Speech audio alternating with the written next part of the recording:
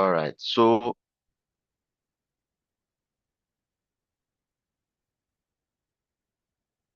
DAX, like the last time when we were looking at, we saw that DAX is a what is a formula language used in Power BI and Power Pivots to create custom calculations and measures by combining functions, operators, and contextual filters. You can build. So um, you can think of this thing like a more advanced DAX, like a more advanced Excel formula. So the difference between that and Excel is that for Excel we work in what cell by cell, whilst in Power BI, basically we are working with what the tables. We are also working with columns, while we are also making sure that we are taking note of what filters on our report. So slices, page filters, visual filters. So for DAX, you can use DAX to create calculated columns, or you can also use to create measures. So measures are basically dynamic calculations that respond to filters. So I hope it's clear. So measures respond to filters. Then for calculated columns, what are you doing? You are adding new columns to your table. So for calculated column, it will what? It will show in your model, but for measures, it will not show in your model. So DAX is something that will help you. You see, mostly in Power BI, we do drag and drop and everything. But when you know how to do DAX, now you move from drag and drop to like a more professional one where you can just click and the this thing has already been set for you. Guys, please give me a minute.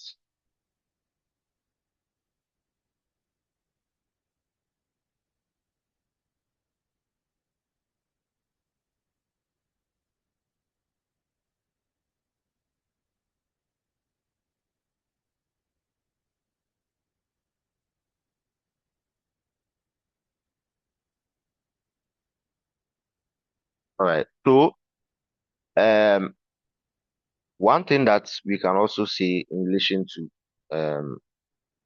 calculated column, because we know that we can use DAX to do calculated columns. On my screen, you can see that when I come to tables, there's what new measure, quick measure, the new column, new table, marks as what date table. So you can add a new column to this one by just clicking new column. Then what does it do? You see that you have a column that has been created with a title column. And um, then now you have the go ahead what to write the column that you want to create. So let's say we want to calculate something. What type of columns can we calculate?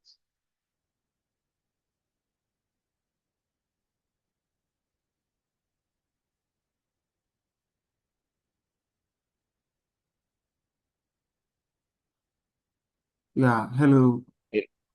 Yeah, I think we can use the date. We can separate the days from the months or you can separate the date from the months. the days. You see, it's let's say Monday, December 1st, 2014. Maybe we can separate the Monday and then make the months a new column. Mhm. Yeah, that is also something you can. So let's say you come here.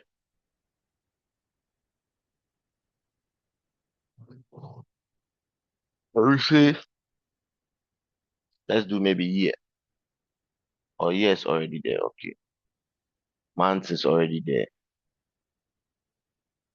So what can we do? Let's do maybe quarter. So if you have quarter equal to, so um I want it to look like this. First, you must have this one. Then I do the combination with um quarter.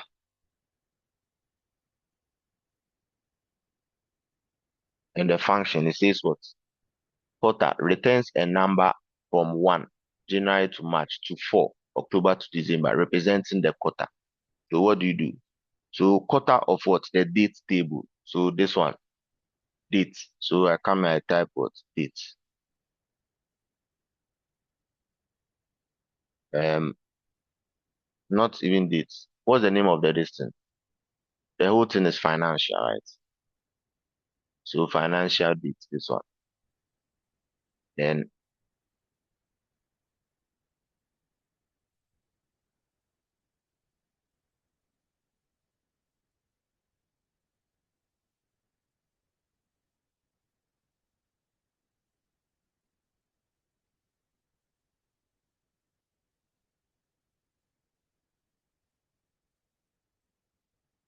if I hit enter,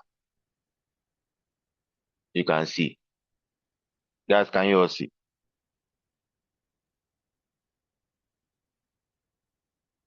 Hello. Hello. Please, did you see what just happened?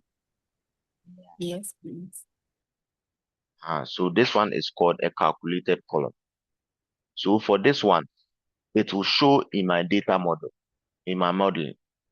So if I come to my model, this thing, you can see what quarter here, calculated column. But when you do a measure, it will not show, it will not affect. You can't connect, you can't say that, oh, okay, I've done a measure for maybe something. So I'm connecting, I'm using that as a connection to another table in my data model. It will not work. But for calculated column, you can do it. So that is the difference between um, measures and what? And calculated column. Text sample.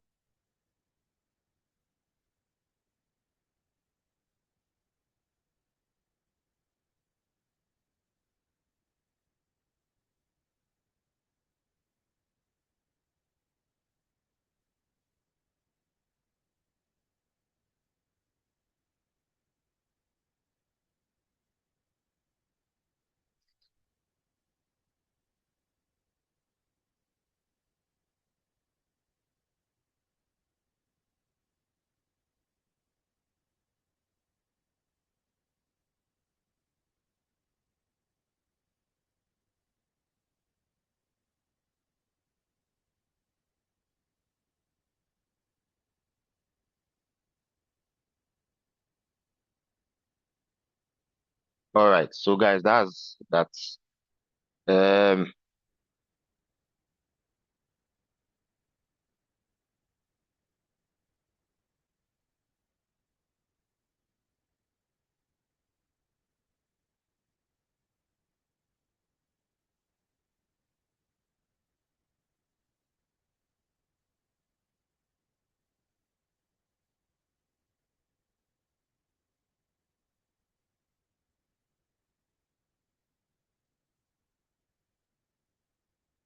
all right.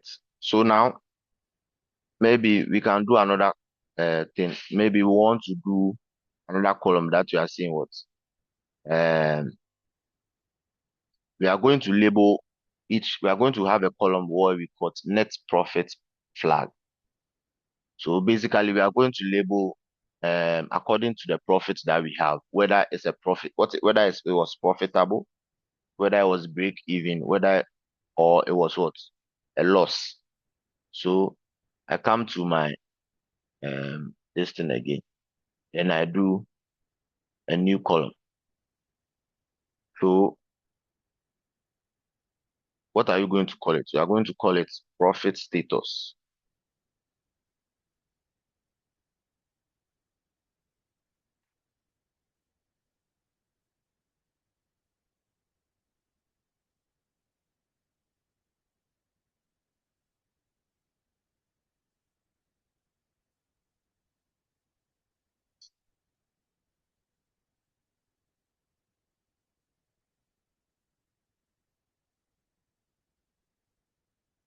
are going to call it profit status. Then what do? We say what? If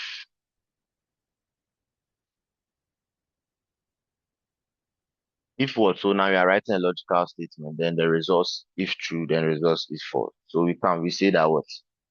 Um, Financial. So financial what? Profit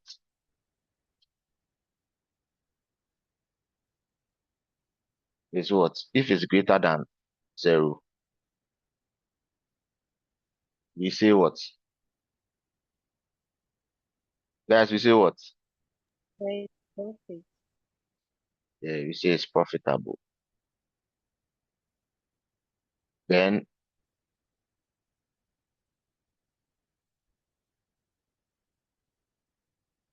if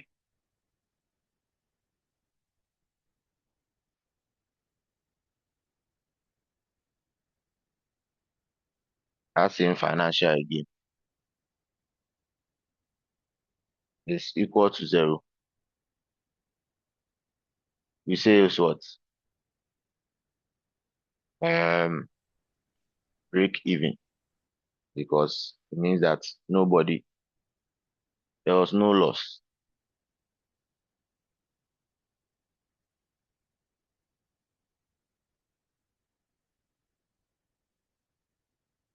Got my comma here.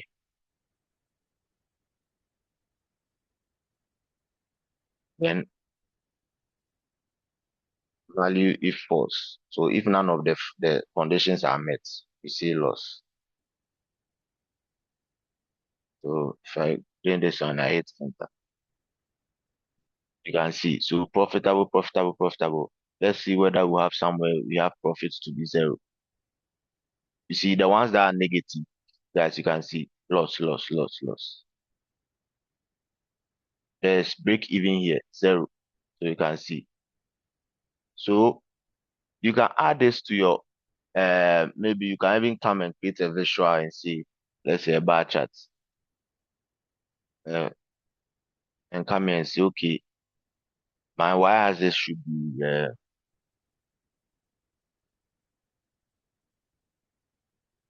let me see,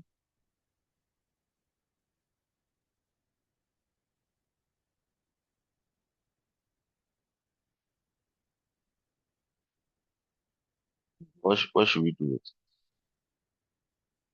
Let me see something.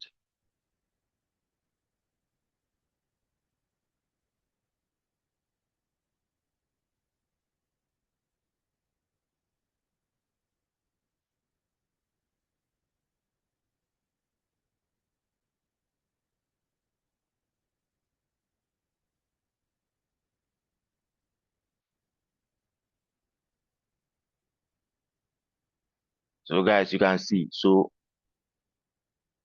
you can see that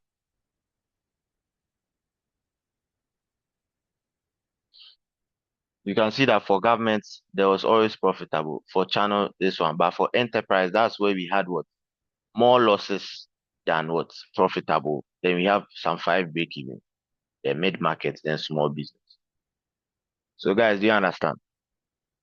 So that is what we call calculated columns. Very clear. Guys, today you are very quiet. I can't see you, so I need responses. Yes, please. It's not the weather. Sorry.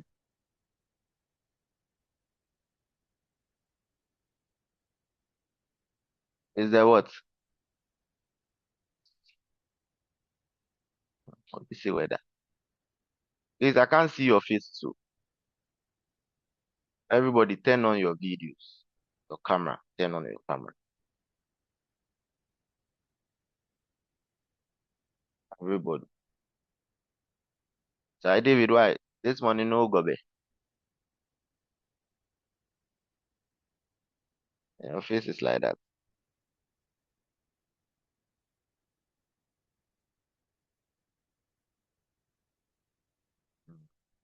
So guys, this is what we call calculated columns.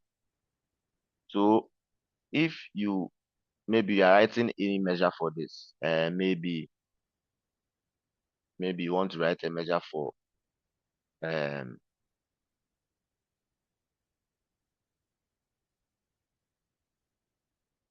Like you did like I'm sure you guys did number of transactions, right? Was it part of what was in the this thing? Number of transactions. No, please. It wasn't part.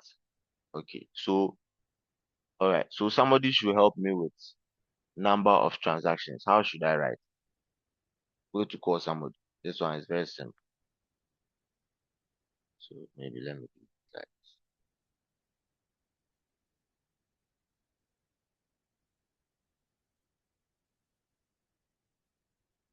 So who helped me? Number of transactions. How do we write it?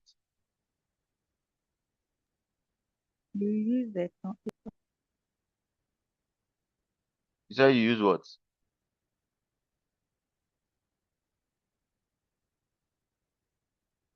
Yeah, Christiana, please speak. You use the count function. Count. Okay. Yes, So I should do count like this. yes. Then functions, financials. Then use transaction. And then financial.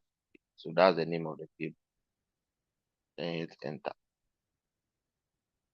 Says, look at what happened. Says count function only accepts a column reference. It's an argument. So you can't put a table. So guys, what should be the right function that we use? Anyone else? I think you can use the column. Are you sure? Is that the Yes. best thing? Yeah, you can use a column because count and column works. So you can maybe count maybe the segment column or count something. But there's a better function to use. How much a financial product? No. I'm saying number of transactions, you guys. Number of transactions.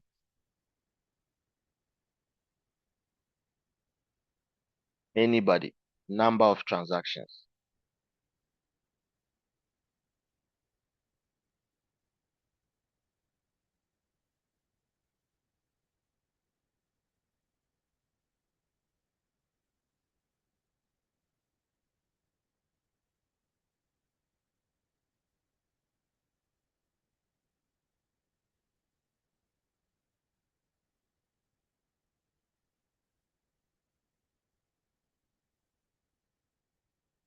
No one.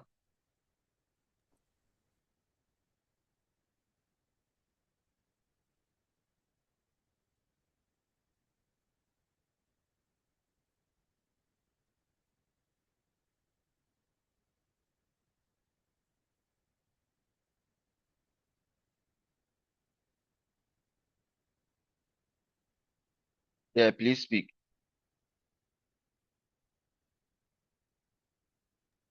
Let's count the rows, or we can equally use the segment.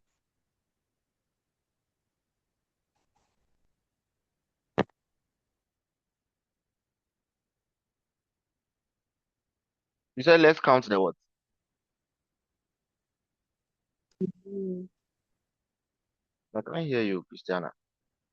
Oh, people, should I give you 15 minutes to go and drink cocoa?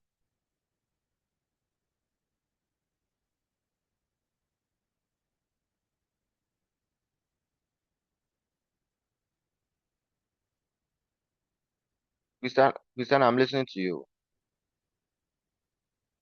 Like I said, we can count the rows. All right, yes. So I exactly. So the function that you use is what? Count rows. And if you use count rows, that one you can bring what? The um this thing into it. The table. And we close it and hit enter. You see that one it as well. So if you come here and let me reduce this.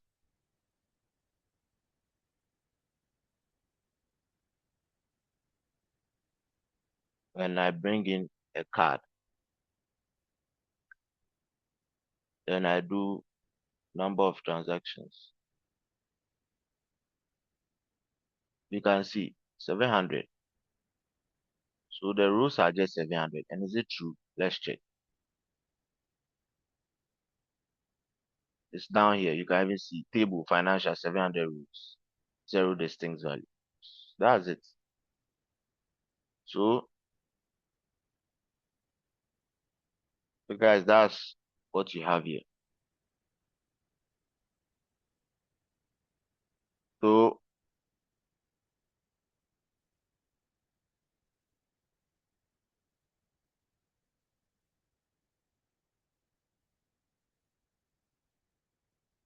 sometimes somebody too can create another measure and say that okay, maybe I want to find a measure for just government sales, so that I'll put it in, I'll make it that one as a KPI. So like with this table, maybe one person will say that okay, I can create about 4 dashboards to make a report. So my first page will be overview. My next page will focus. How many segments do you have? You have government and what? Guys, how many segments? I gave you the distance yesterday. Can you check for me? I can click here. It's 5. We have 5. All right. So somebody can say, okay, I'll create about 4 5 dashboards. My first one will be overview. My next one will focus on government. My next one will focus on whatever it is, enterprise, so so and so, so so and so. So in that sense, let me create um a new measure. So I come here.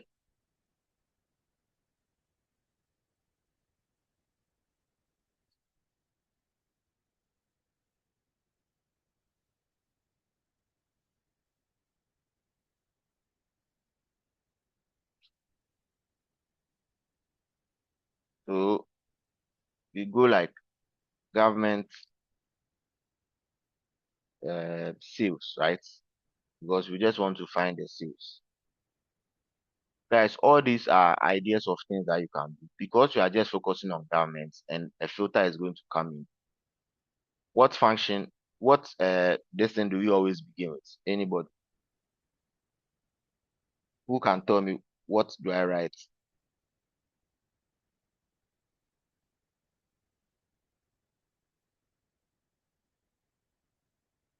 Please, can you come again with the question? I'm saying that we want to find the sales in relation to just government. So what do I begin with? How do I write the function? Because you know that if it's total, like let's say total revenue, total this one, we just go straight for it with sum of so so and so. But this one is not like that. Okay, Gerald, then. Calculate. Who is speaking? Yeah. Please, I said calculate. Calculate. Yeah. Charlie, were you the one who said it first time? Now, Yes. base, Hey. go and get some, cocoa and drink. So it's like a sleep talk. So calculate. Then what will be an expression? So our expression was sum. So now we are summing what? The sales section. Then a comma. Then our filter comes in. Where what? Financial.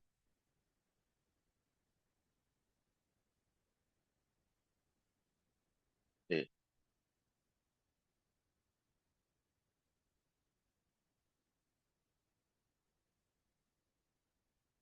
let's cover this. Financial what? Segment. So segment is equal to what? Government.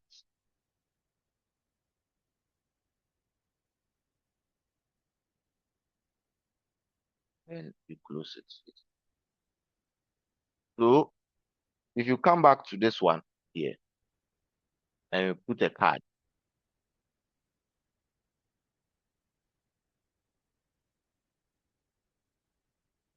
and we do government sales. So this is just for government. Then you can have it there. So in like maybe your third sheet, you are doing government. You have government KPI. You have maybe something relating to government. Number of transactions, just government. Number of days, just government. Then you can have your chart in relation to just government. You filter it so that your line chart, everything is just government. Then we'll see it. So guys, do you understand what I'm saying? Is it interesting or it's not interesting? This one. Yeah, because sometimes you want to, your boss has given you something. Yes, you've done the overview, but they sometimes don't have time to like move the slices and be checking it from themselves. So it's like you want to just open it up for them so that they can actually see when they want to see what is happening in enterprise, they'll see when it's happening in small business, they'll see what is happening in channel partners, they'll see what is happening mid markets, they'll also see. Uh, that's it. This thing here, this is one of the things that you can put in your what in your overview to to to um to be sure of what it is. So today we are going to go a step further. Same dashboard, more calculated. So find calculated columns. You can ask AI that what calculated columns can you do? You can another measures, then measures. Then you are going to do overview, so and so, so and so. Today's there's no soft skills. So we are doing some after the long break, then we'll focus. We'll see how it's going and everything. All right. Next week we are going into Power BI service. So please, guys, I want to tell you, please, if you have a company email or account, if you're a student of KNUST, you know somebody who is doing masters, you can take their email address and their password and use it to log in just for some time so that you can follow.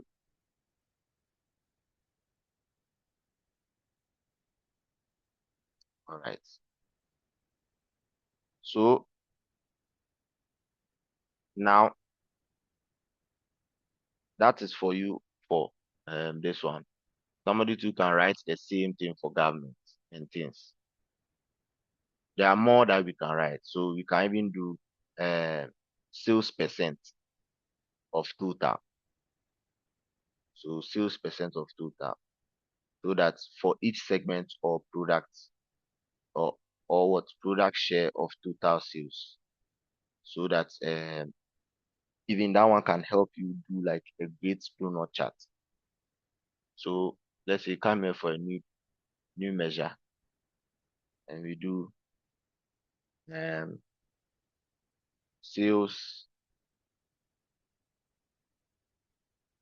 percentage of what total or total sales percentage. No, for no.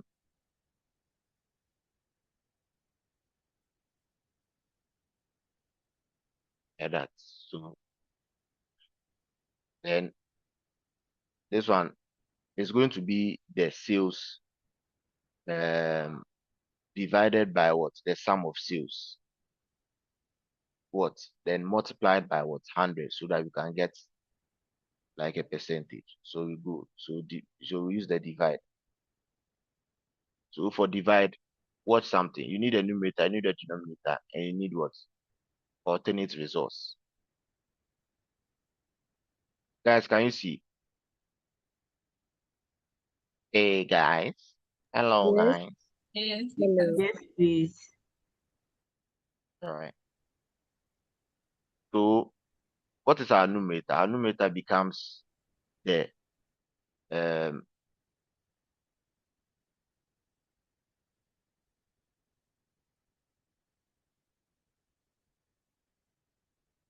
our numerator becomes sum of financial sales. Close it. Comma. Then our denominator. Calculate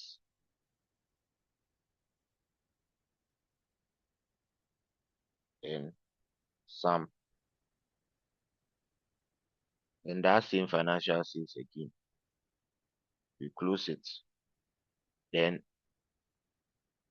we bring in a filter. So the filter I'm saying he should use what? All sales. All. Or like choose the whole table. Then comma. Then if it doesn't get the value, you should bring 0. Then you close it. Then somebody can multiply it by 100 just so that you have it. And hit enter. So if I come here and I bring a card and I do total sales percentage, 100%. Why? Because there's some the furniture. I'm multiplying it by what? Look up here. It's still the same, the sum. It's like, so if this is 100 over 100 times 100, it's still 100%. All right. So now you can use this, especially if you have like let's say I bring a slicer and the slicer is what? Segments. And I click on this one. Can you see? Guys, can you see? Yes. So that's how it is. So you see that what happens here when I click on government? This is what happens. So the formula for this one, it changes. So this one here, the sum here becomes what? For just government. Like I focus on government. But this one here, it maintains the same thing because I give a filter of all financials. Do you understand what I'm saying? So if let me use something. I can even type here so that you don't know what I mean. So guys, if like it's let's say first, if like it's 1,000 over 1,000 um, times 100, it will give you 100%. Let me increase this.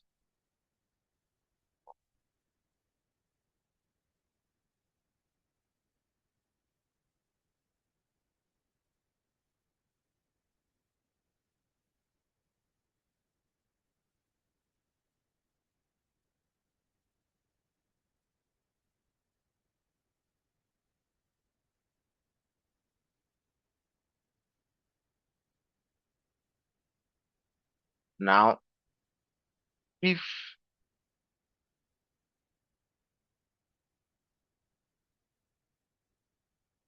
if I click on maybe government, it can be like okay, maybe um, let's say 404 over 1,000 times 100, then it will give you the value. So guys, do you understand what I'm saying? So this is what changes. Here it will change. I'm focusing on what just government. So it will change to government. If I come to mid, it will maybe change to the mid one. So mid if it's maybe 218, like that, then it will give you the percentage. So that's the calculation that's happening here. Guys, do you understand?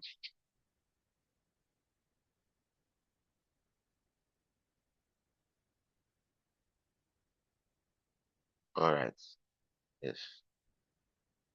So there are plenty you can do. You can do plenty DAX functions. Jeremiah.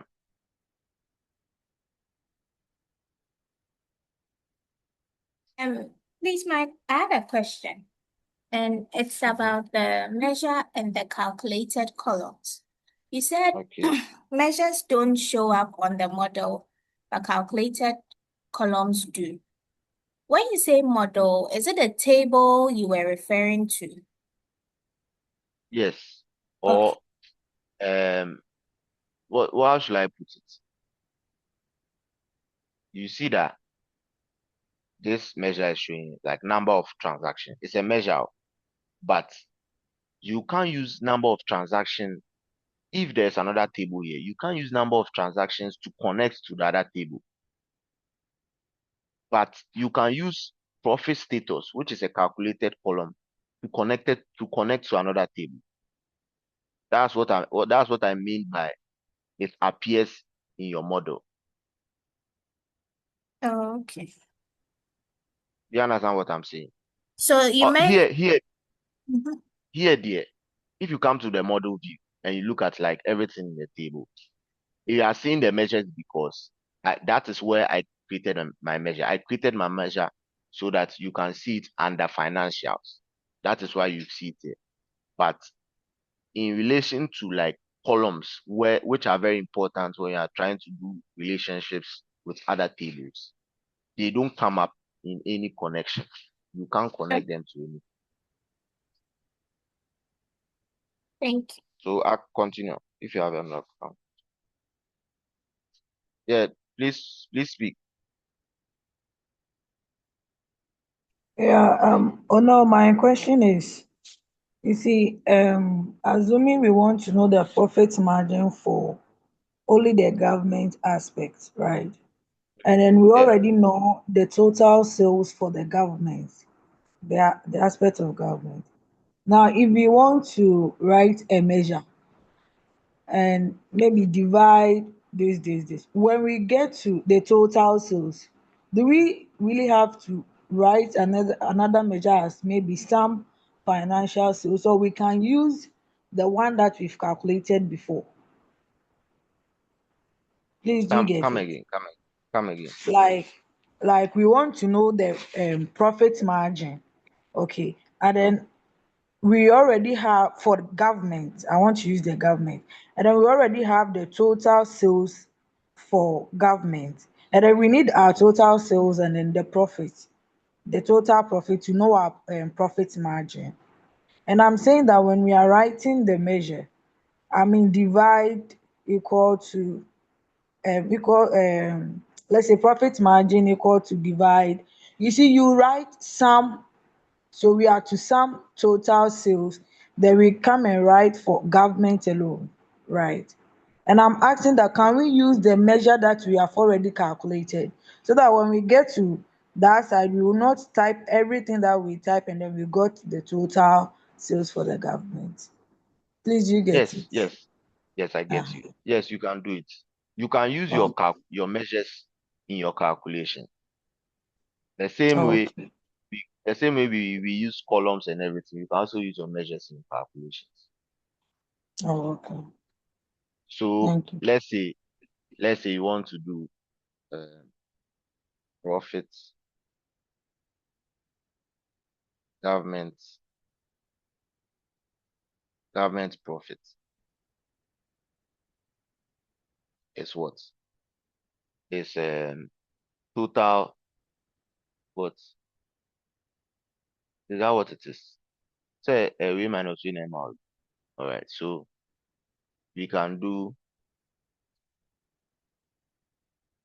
government sales. This one minus sum of what financial works. No, minus calculate sum financial works, comma. Um, where what? Where financial segment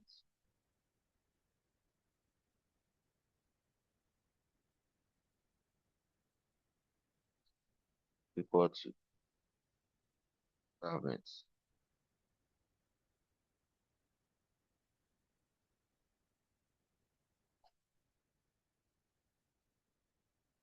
Or even this bracket case here is. So look at something. You see there was no error. So if I come here and I click on this one and I bring government profit here, this is the profit in relation to government. Or if you want to be sure, I'll create another card here and put profit. Can you see? Watch. Just like you can see, this is the total profit, and this is the government profit. Can you see? Yeah. So if I click on government here on the slicer, government. So you see that my calculation is correct. Yeah. So that's what it is. So somebody too can calculate maybe all this thing I've written here. All this thing I've written here is for what? COX, COX, cost of goods sold. The cost of goods sold for what? Just government. So somebody can do government sales minus what? Government COX. Then it will just give you what I give. So you can write a lot of measures so that it can even help you do like simple calculation, minus, subtraction, addition, subtraction, and things. So that you don't have to now come and write the whole thing again. So that's it for you. Guys, any other question on the DAX?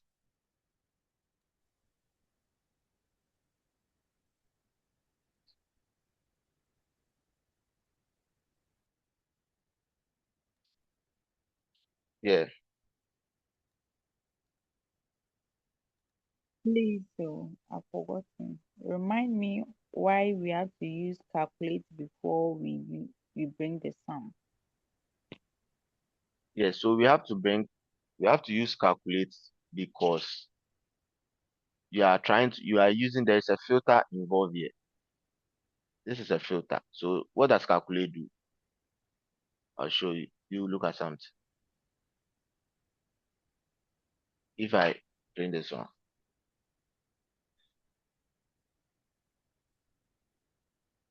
watch, it says what? Evaluates an expression in a context modified by what? Filters. So anytime you are going to do some evaluation, whether addition, subtraction, or something, and there's going to be a filter, calculate must come before what? The sum, before the divide, or before the something, before the Okay. average. Do you understand what I'm saying? All right. So that's that. All right. Any question? Anything else on the DAX? Anything that somebody wants?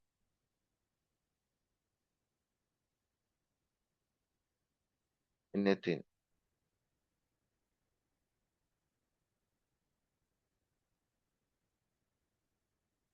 Anything else?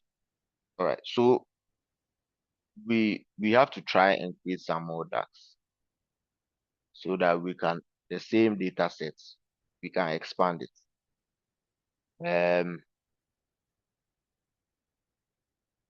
Let me see. Let me see. Maybe I'm not missing it first because the other things that we have. Okay, maybe I can just do it so that me too I can be free. So let's look at the.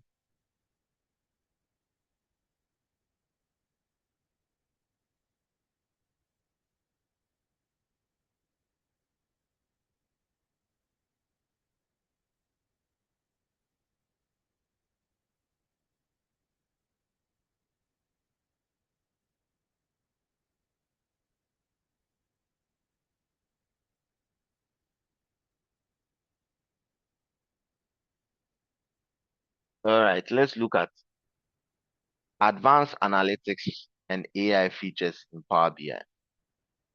So model explores advanced analytics and AI capabilities in Power BI.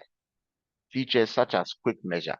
So I showed you quick measure the last time, where sometimes you have your table like this. When you come to the quick measure, Copilot tries to help you create a calculation. So you can see here plenty. So when I go to like maybe month, year, quarter to date total, month to date total, if I click on it, base value, then date, it says calculate the total base value starting from the beginning of the current month. So if my base value is my gross sales, or maybe my sales, my dates, I'll bring in my date value here. If I say add, so now it has created it for me. So you can see it here.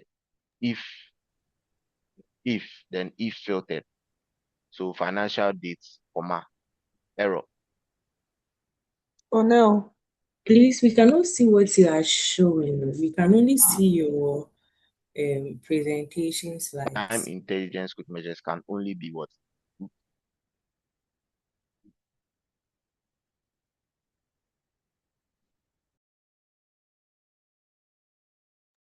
Hello.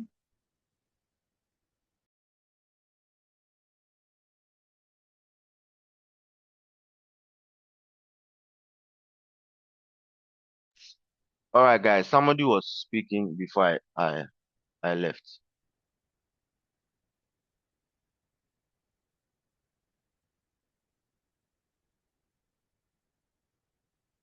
Yeah, please speak. You were We could not, illustrating. we could not see what you were illustrating. We're just seeing your presentation slides. I don't think I was illustrating it. What was I saying? Yeah, I forgot. You were Can you remind saying me? some if function. The quick measure. Ah, Yeah. yeah. It's true, it's true. You couldn't see my screen. I think it's because I'm sharing just some parts. Now I'm sure you can see everything. All right. So I'm saying that let me go back.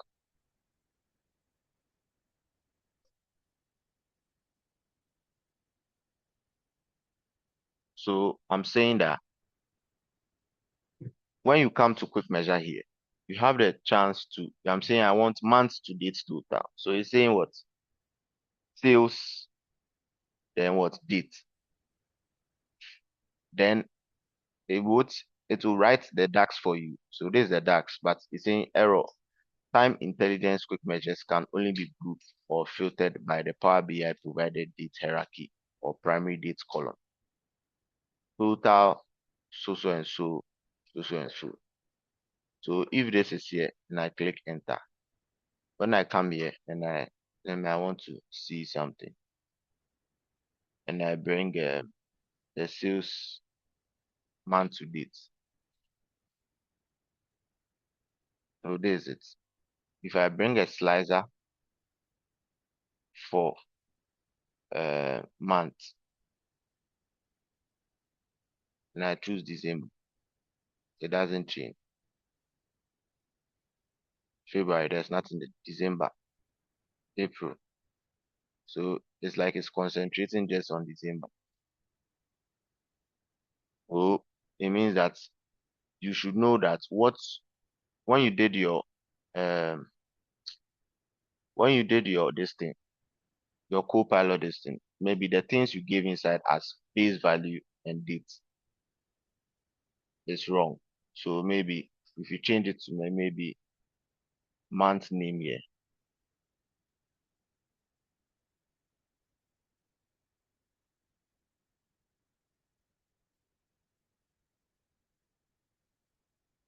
it's not working because it needs like an actual date. So that's the thing. You have to know, like if you are using Copilot, you also have to have the intelligence, the base foundation of what you need to actually make something work, like average per category. Then there's sales. Then category you want to put maybe segments. Then you say add. So look, that's written it for you. So you say sales average per segment, average X, um, keep filters, values, financial segments, calculate sum of what? Financial sales. So here is basically telling you that it should use the filter, it should use the values in the financial segment, which is government, social and so. Those will be your filters. Then this one. So if I click on enter, now if like you have a, let's say, a chart, and I bring what should I, where's,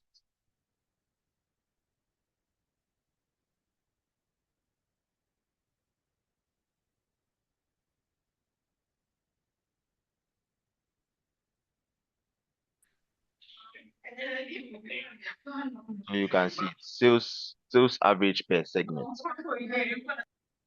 So this one is very specific. It's direct, direct, direct, direct. So this is the average per segment. All of them, the average per segment. So we can also change this one to maybe like a card where you have it here. So for each this thing, you know the distance that is involved.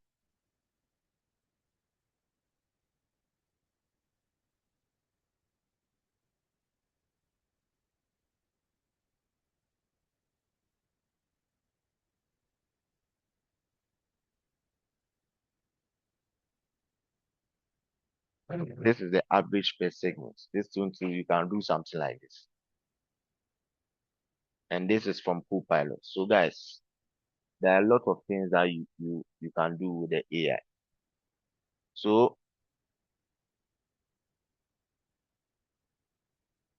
now you can see the quick measure. This is it. So the year, sum of sales, order date, year. So that's what you do. You take notes. So quick measures overview, rebuild calculations, simplify DAX, save time, customizes, and what extend. You can also customize the DAX that the quick measure creates for you. Like this, so I can change some things inside to suit me if you understand it. All right. So quick measure example, total sales. So for total sales, um, just to illustrate the utility of quick measures, let's consider a practical example calculating total sales from transaction fact dataset. So you have that transaction fact dataset. Power BI automatically generates the necessary DAX such as total sales equals calculate sum, so and so.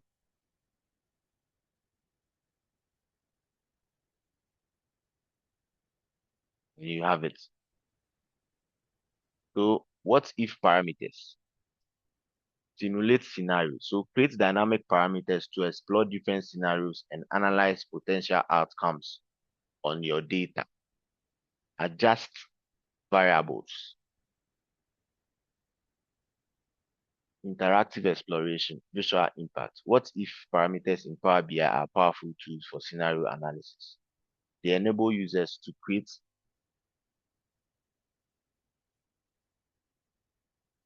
That's a second.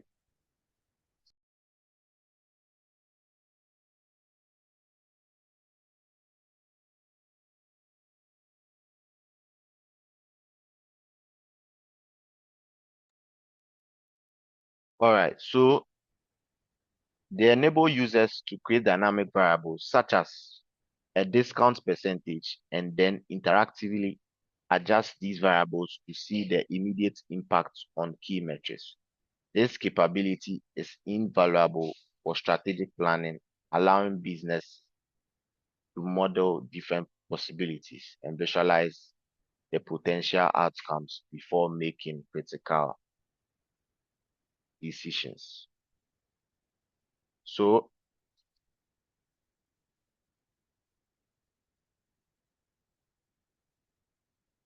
Create parameter. So define a discount percentage parameter ranging from 0% to 20% with 1% increment. Calculate revenue. Create a measure for revenue after discount. Then visualize impact. Use a line chart to show the relationship between the chosen discount percentage and the resulting revenue. Scenario analysis. For instance, discover that 5% discount could potentially increase total sales value by 3%, leading to a higher so and so. So that's for what if.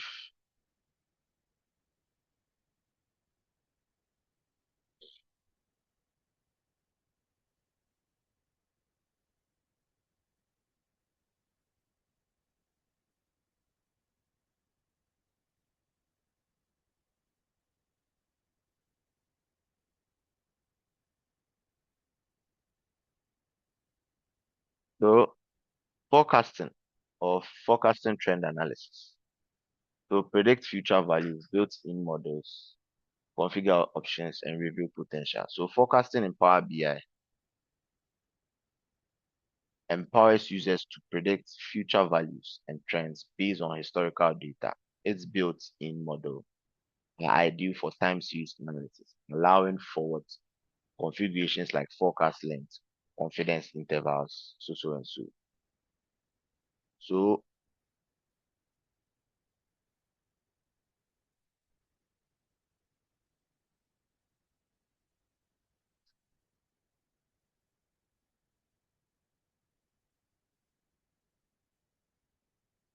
So if you come to your Power BI and you go to the model tab,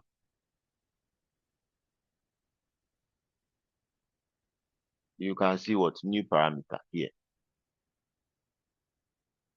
So numerical range. So you create your parameters. So what will your variable adjust? The parameter, the name, the data type, whole number, the minimum, maximum. This is and you create. That's the parameter. So you can see that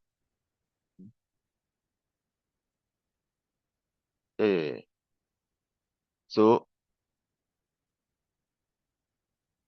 that is when it comes up. So you can see that it will create like some slices for you where you can drag and drop and whatever you want.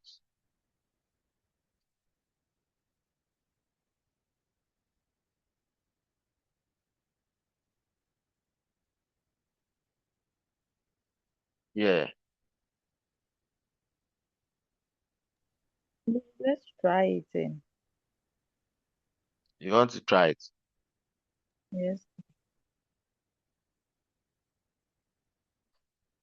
All right, we'll try it.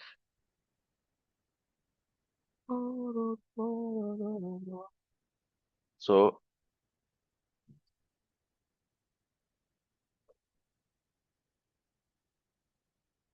the name, we'll give it what? Let's see,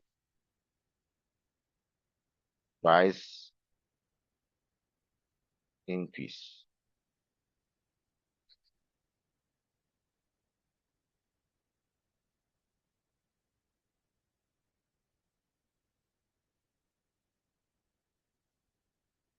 The whole number. So minimum 0, maximum we can do it 50. So increment is 1. So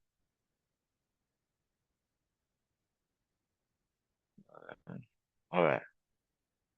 So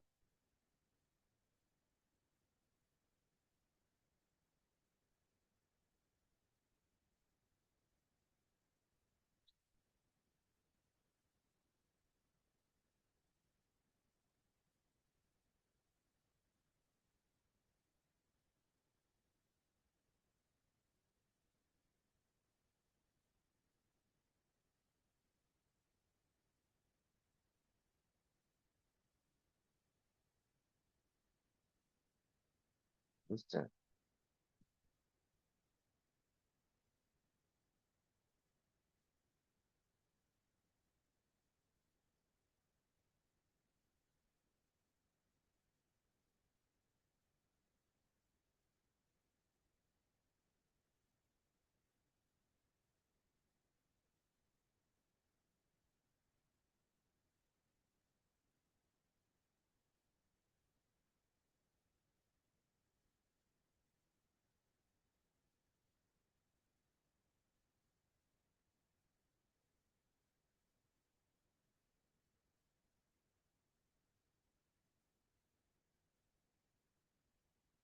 So guys, this is what I'm talking about. So you see that when you create it, it adds to your table.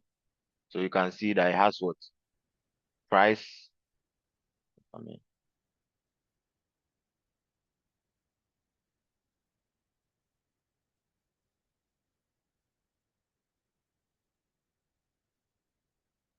so it has what price increase value, then price what uh, percentage value. So even from here now you can see it here. So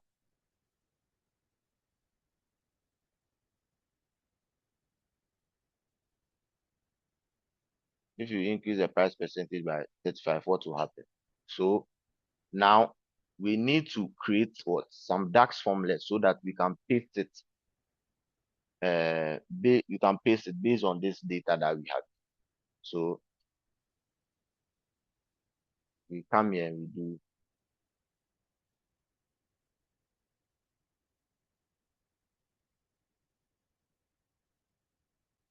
we come to new measure. So I have here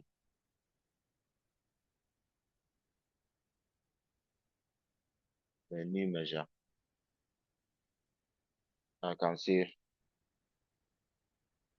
um,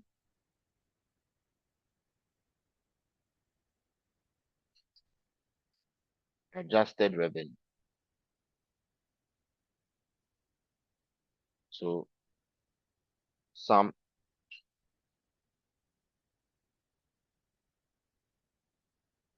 then the sales we close it multiplied by 1 plus. So this one price increase value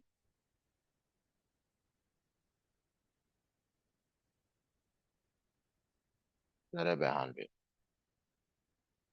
So guys, what is happening? The revenue is being adjusted based on what the um the price increase that we have here. You understand? So if the price increase is what 4%, it's already in percentage. That's why we are dividing it by 100. So you want to see how it changes or how it affects to this one. So if I click on enter and I come to my this thing and I have, let's say, my card here.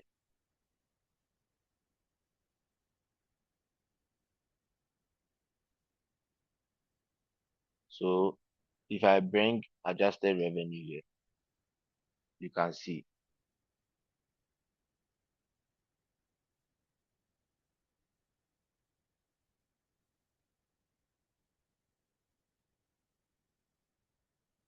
Guys, can you see?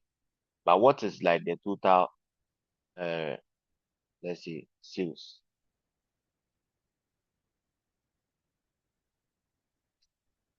Did we use revenue? Let me see what we used to calculate this sales. Okay. So if you have this one, I bring sales here. This is the sales. So if it's at 0%, the price doesn't increase, it's at 0%. You can see that it's like that.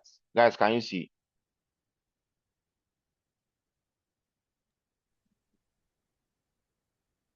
Hello, please respond. We can see, but we don't really understand. So you speak up. Because I so what do? I'm trying to say that you have your model view here and parameters, the what if parameters, what do they do? You are trying to create a scenario, a simulation. So you create something that so that you see that okay, if I increase the price, what will be my um what will be the effect on my revenue? If I increase my price, what will be the effect on what um on whatever it is?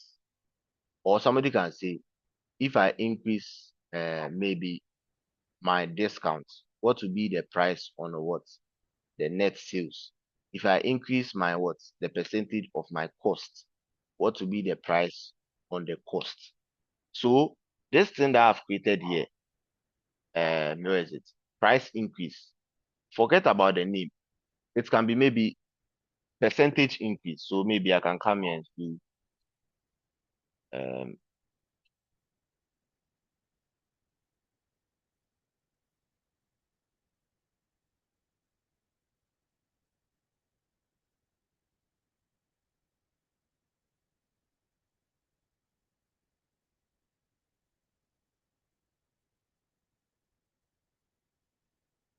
this. So I can come here and do it like that. So let me change this one to that. People will not.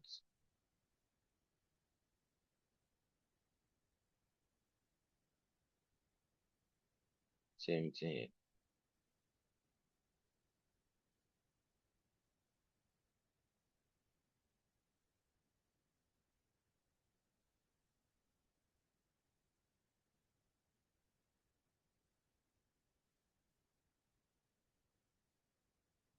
All right, guys. So this is it. So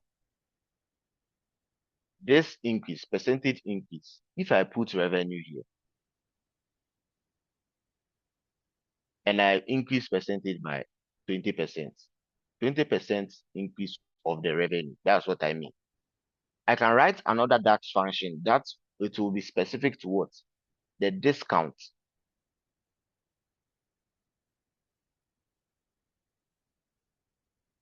Do you understand what I'm saying? Yeah. It will be specific to the discount.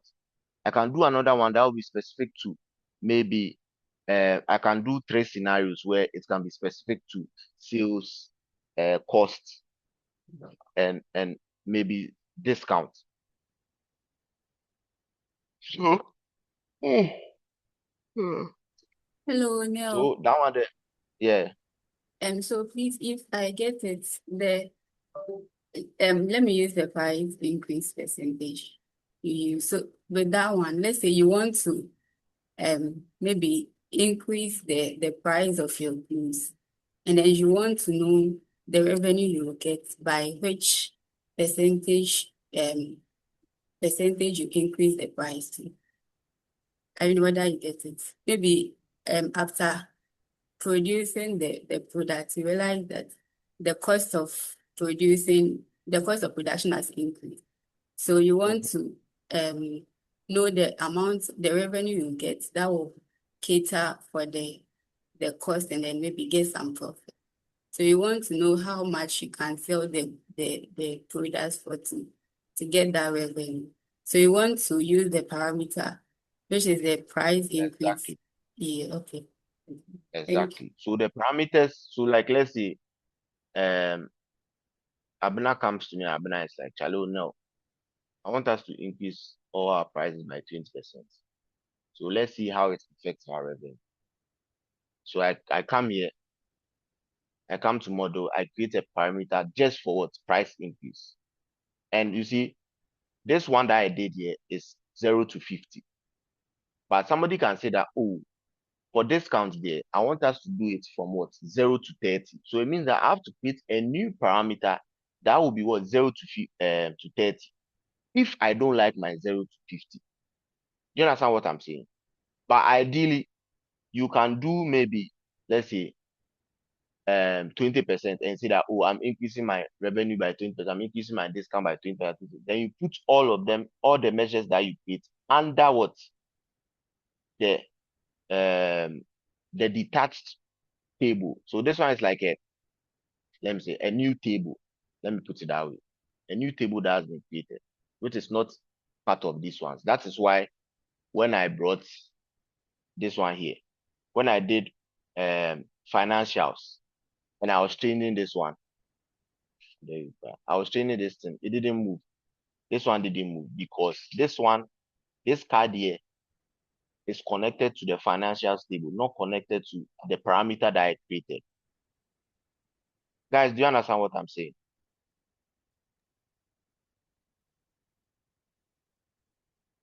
Charlie.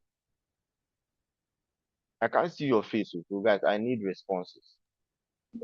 Please kindly come again with the explanation you just gave. Yeah, I'm saying that this here, your table here, this one that someone will say, why is this table created here? Because it's a new table, or let me say a new let me use a new table. And this table here is going to help us to predict or to assume increases so that we know how it affects our revenue. That is why the measures that this adjusted revenue that I created here, I didn't put it here. It is here because so that I can know how the increase is affecting the adjusted revenue. But if I bring a slicer, let's say I bring a slicer here,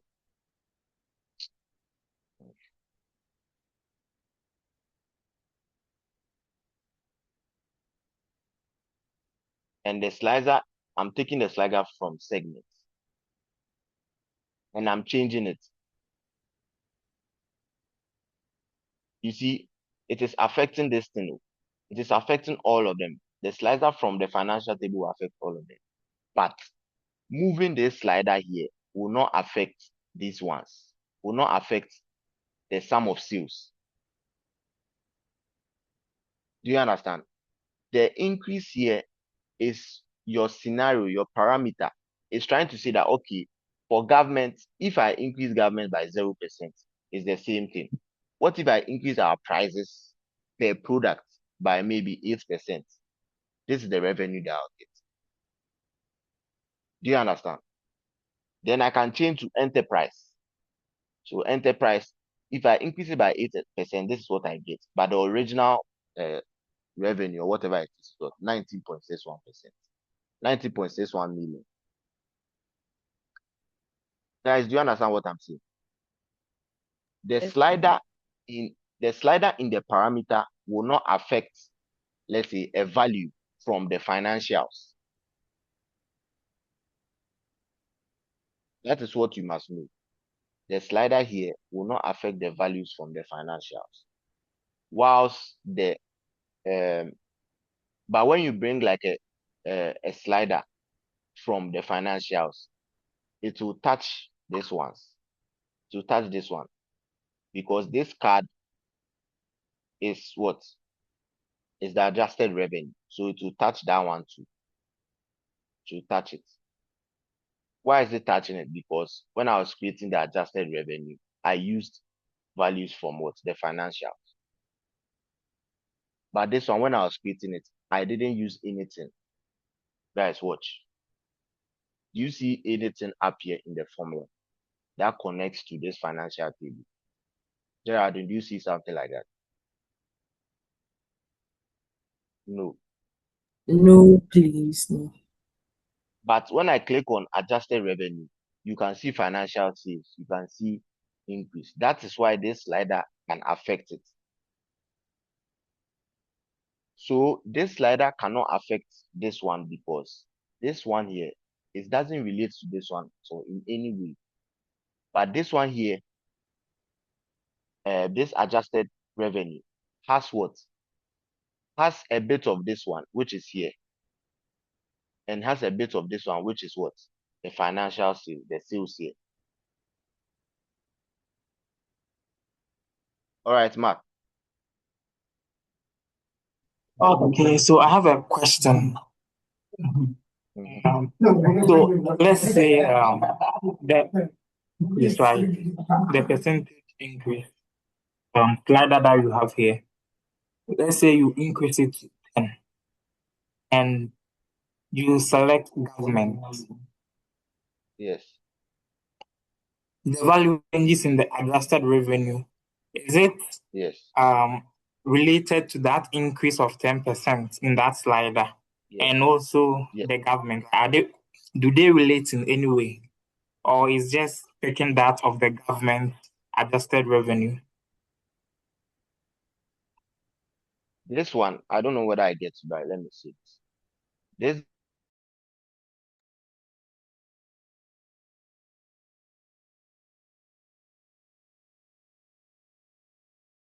government here, when you click on government, this sum of sales what affects sum of sales here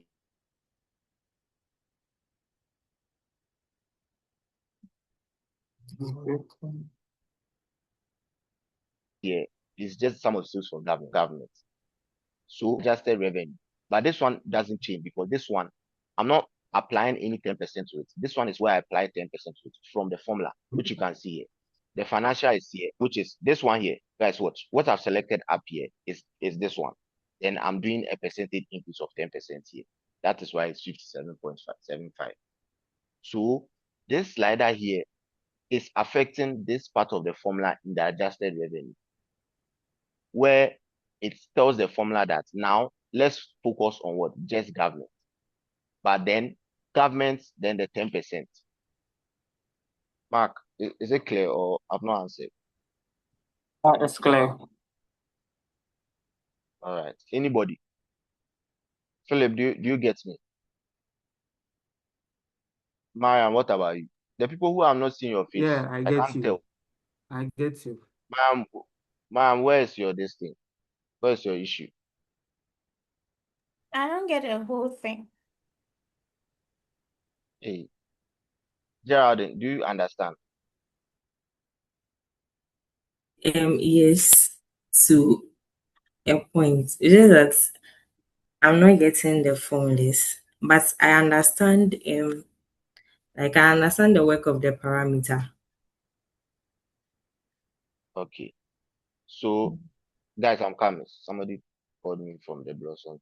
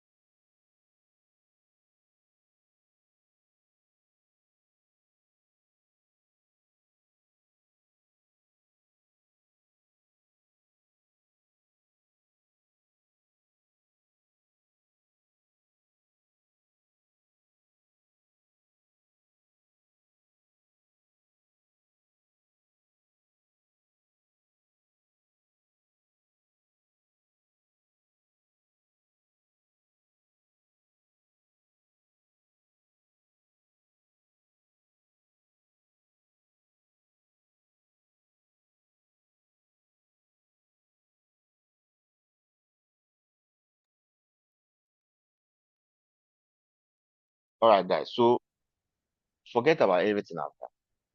Now, um, I'm I'm here and I'm like, Charlie, we have from our table here, we can see a lot of the things. We can see profits, we can see sales. So we have like sales. Let me just clear the filter.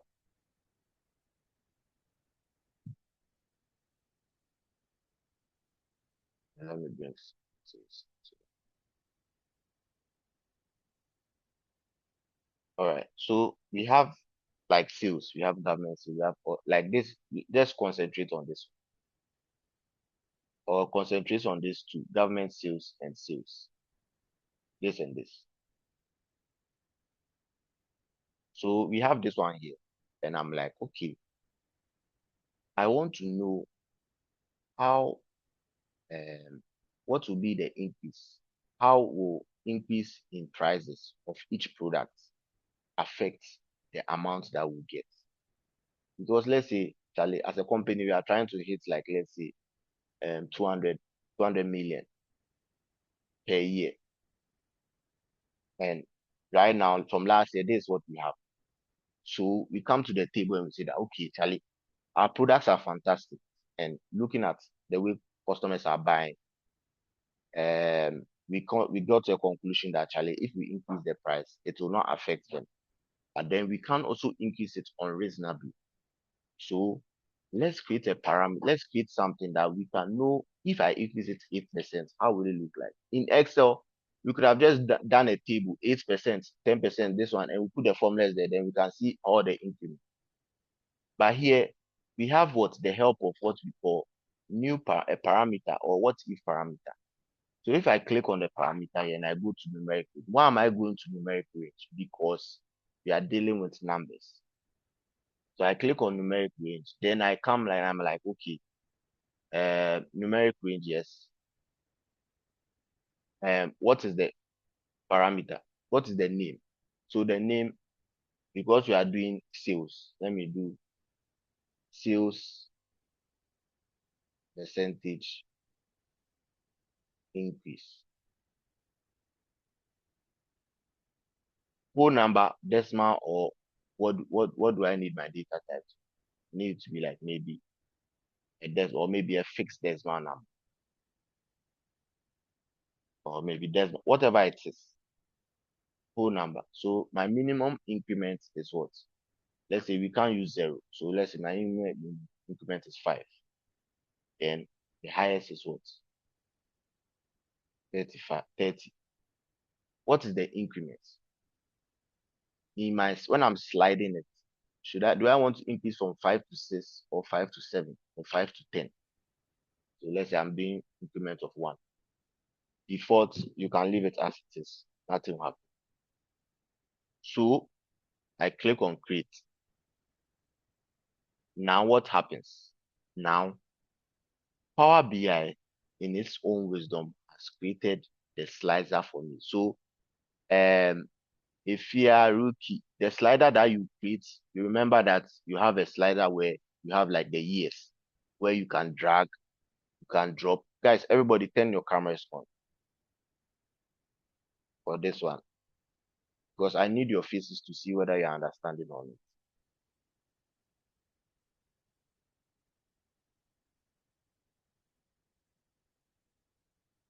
Because you don't speak. So David, Menu, what are you doing on my screen? Guys, you see what David is doing? He's still doing it too. Senior. David, I should remove you from the call. Can you hear me? No, no, it's not intentional. I don't know how I ended up pressing that feature. And I'm finding difficult to, my screen is misbehaving. Sorry. No problem.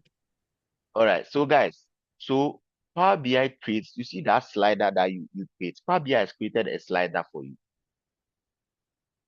So that's it. So actually, Mariam, you can actually create a slider with an increment. So you see how the formula to creating it. Generate series 531. This is the formula. Actually, you can create something like that. So sometimes people think that, oh, it's not, you can create something like that. Now, the value, this one is basically taking it from here. So all that is doing is that if I slide to 6, show me sales percentage increase value. Is saying that if I slide to say 6. Guys, do you understand what I'm saying? So far, is it clear? Mariam, where is it not clear?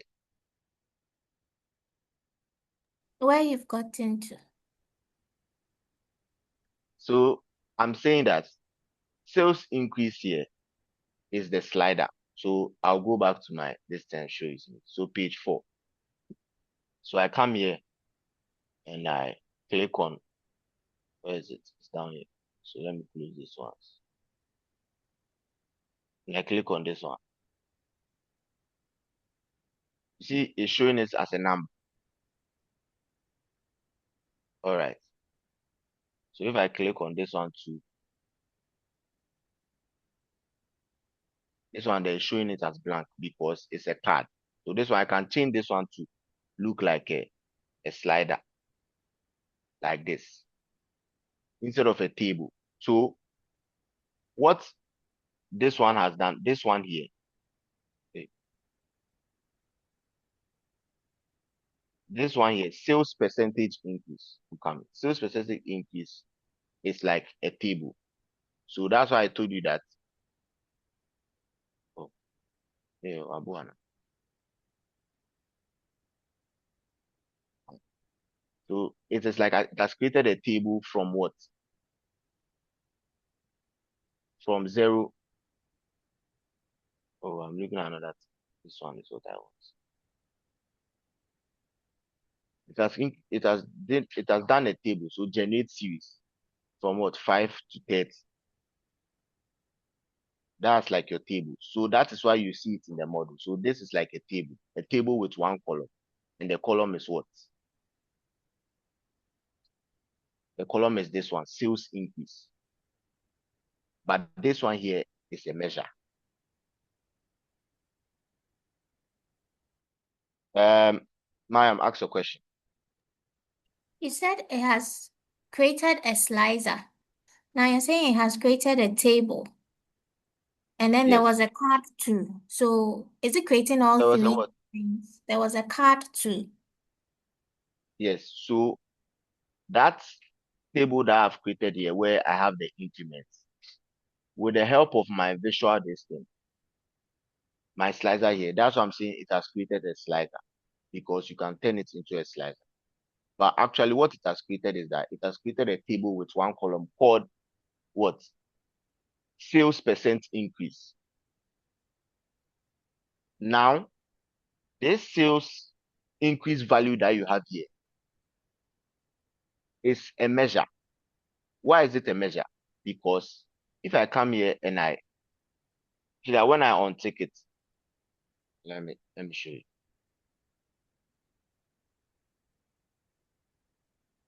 If I take it, it creates a card for me. That is why you can even say that it has created a card for you. It's the same thing. If you go to the measures that we created in financials, I can show you. Maybe total sales. Can you see? Me not choosing any visual, just taking it. This is how it's showing for me because it's a value. It's like a figure that you have there. Do you understand what I'm saying? Yeah. So measures are basically like a card, but it is not a card yet. You have to select it so that you can choose a card out of it, or you can use it in other visuals. So mostly anybody who is creating like that KPI things there, most of them are measures that they've created. Either if you want to use your column and you use that column to create a measure, that is up to you. Sorry, to create your card, that is up to you. But mostly having it as a measure is very simple. So let's go back. So what just happened? It created a table, and the formula is what generate series 5, starting from 5, ending at 30 with an increment of 1. Now, the measure that we created down here is what? What is it doing? It's saying that anytime I choose 5, show 5. Anytime I choose 10, show 10. Anytime I choose 13, show 13. If I choose 16, show 16. That is the relationship between the two. Is it clear? Susanna, is it clear? Yes, please, it's clear. Anybody else? Okay, I'm moving on. All right. So now this one here, because of, aesthetics, and I want it to look like a real sliding distance so that some people can appreciate it. I just choose my slider here. You can go to your format spin and change it to something. Senior.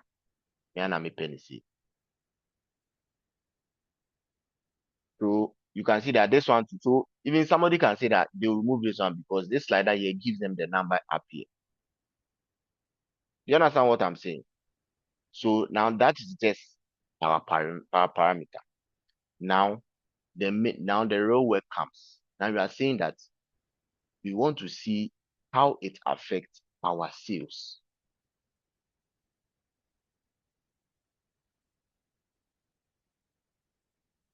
Guys, do you understand what I'm saying? So how Yes. does it affect us? So I'll bring my text box again so that it's very clear.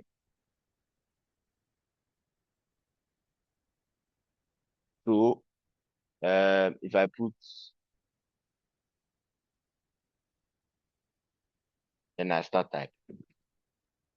The whole formula is just that. I have my, how does it affect my sales? So it will be my sales times the what? The percentage increment. Increment, is that it? No. There is no There's A. There's no what? Mm. Okay.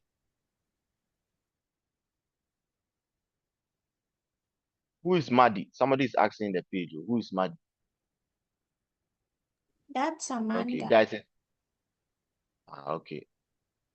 So Amanda, please change your name, okay, so that we can see you.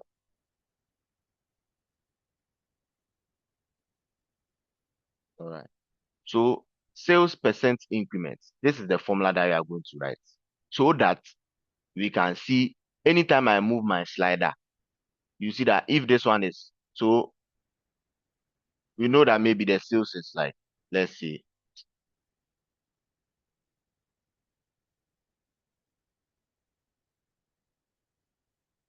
this one today.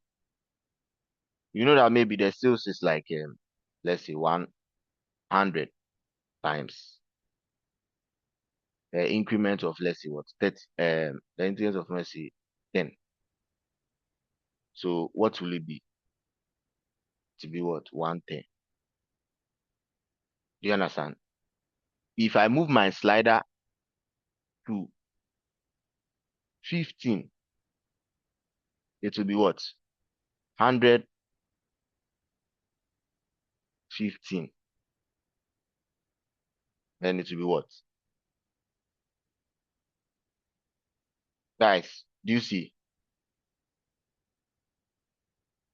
Do you yes. understand now? So right now, what am I coming to do next? I'm coming to write the formula for what? This one, where I'll call it adjusted sales. Is it clear? We Okay, I'm moving on.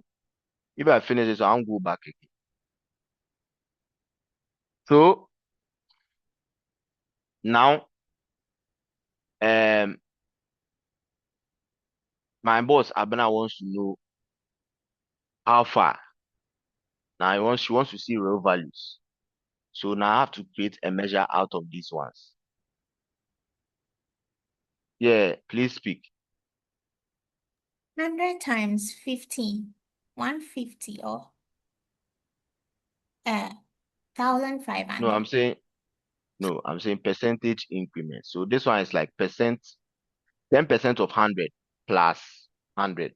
So maybe man throw formula, but those who understand know what I'm trying to say.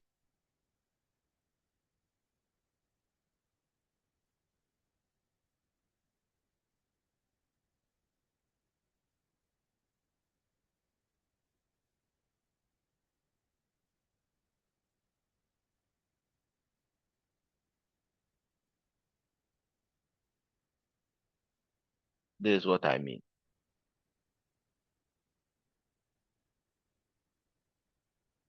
I hope it's clear. Or this formula too, you don't understand. It means, this one means that 100 times 1, 100 times 10%. Then we add them. That's all. You get 1015.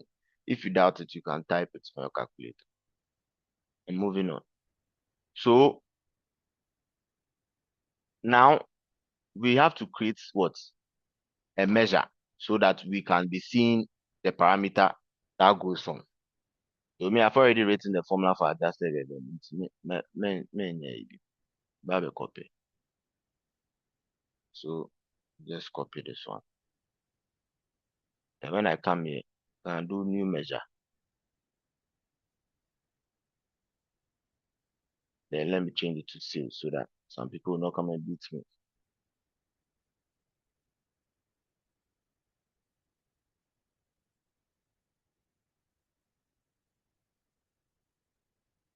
So sales.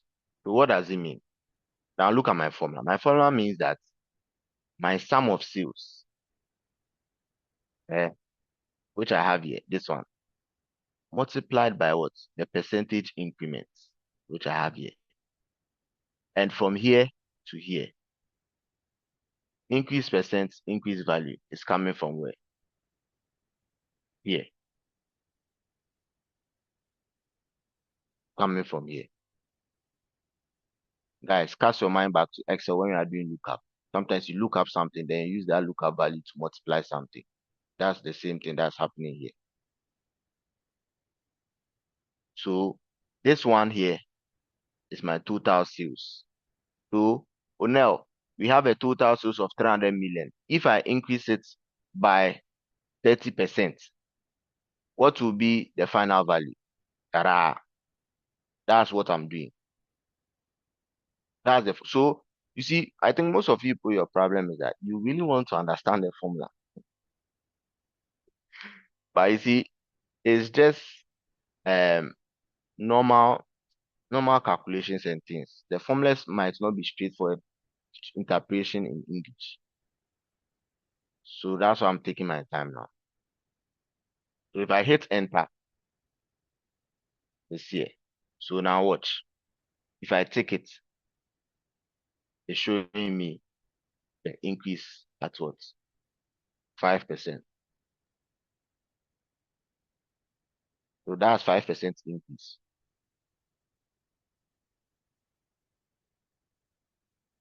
Oh, I think it's not moving. Maybe I'm using a different one. Sorry. Yeah. Who can show me why it's not moving? Let me see whether people who can identify my error. Anybody can just say something. The reason why I move 14 Please, and it's not. please um use you should use adjusted revenue. So I use this one here. Yeah. I use it. I can copy this one here. So that's why. So if you look at this formula here, it's not from here. So I have to change it.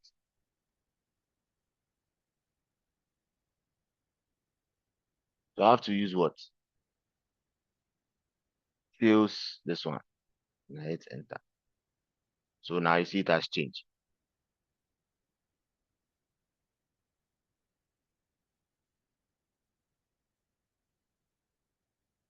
That's it. So now back to the last thing that I said. Guys, we'll go on break. I'm the one who's teaching. So don't worry about the break.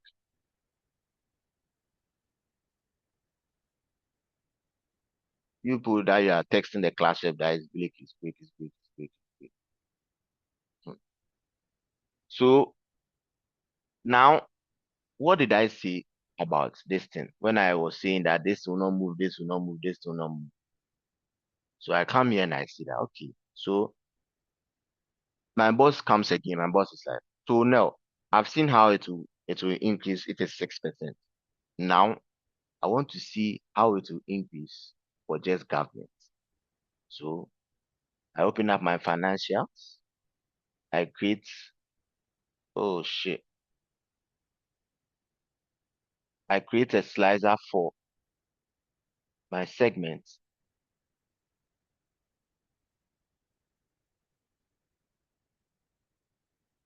And then I choose what? Government. Then you can see 6% increase. This is how government will increase in terms of sales. But my boss says that, oh no, can you put by the adjusted sales what the original total sum is for the whole thing? Like this is a total sum. There's the sales, adjusted sales if I increase it by 6%. So what is the original total sum? So I come here, I'm like, okay, no problem. I give you a card here. Then I put what sales here. Then you can see total sales. So this is the total sales. And my boss is saying that, okay, so we are moving from what? 118.73 million to what? 125.86 million at what? A 6% in. Then my boss says, okay, well, no, I've seen for a total sale. Let me look at it from what? A mid market. So for mid market, this is the original amount. And this is the 6% increment. Is it clear?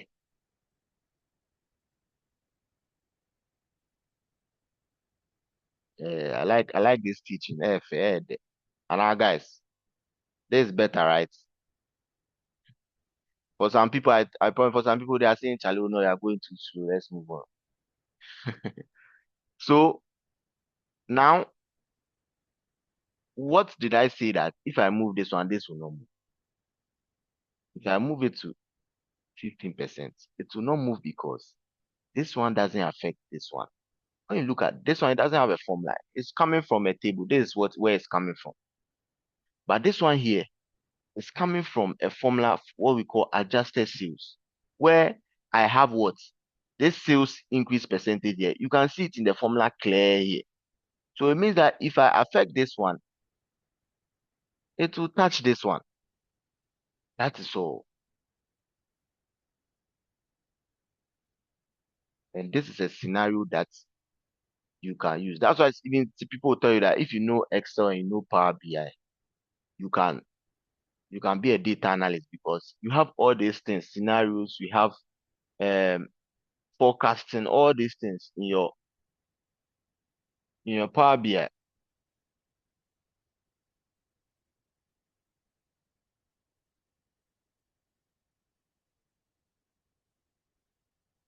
You have all these things in your Power BI. So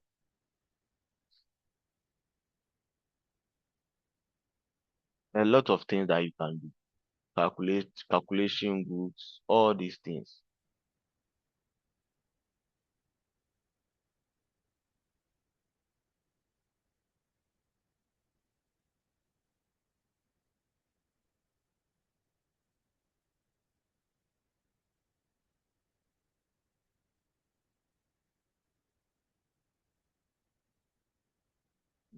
So guys, it is finished. Fair, fair, fair. So now we go on break. We come back at 11:30. I've given you 3 minutes for not going according to the time. So you come back at 11:30. Last week, I'm sorry for under my authority, but sometimes you have to use my distance. So guys, when we come back, now we practice. Or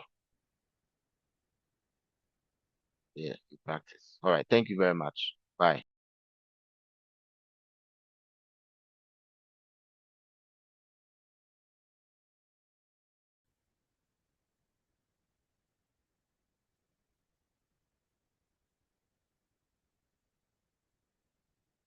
So forecasting. Forecasting. For forecasting, I want to ask who has seen forecasting anywhere? Who knows where forecasting is? For 500 seats.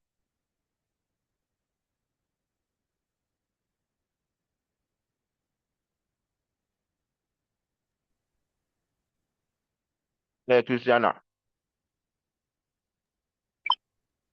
Forecasting. It's in Excel.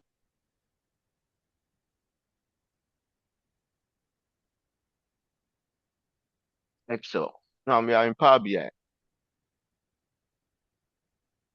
Oh, okay. Please, the amount again, 500 cedis. I'm coming. Sure. All right, your chance has gone. So everybody should create a line chart with yesterday. So yesterday, the dashboard you showed me, just click on a new page.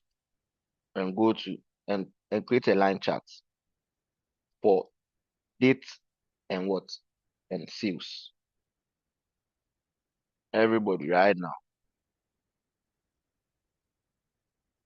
I'm giving you 5 minutes.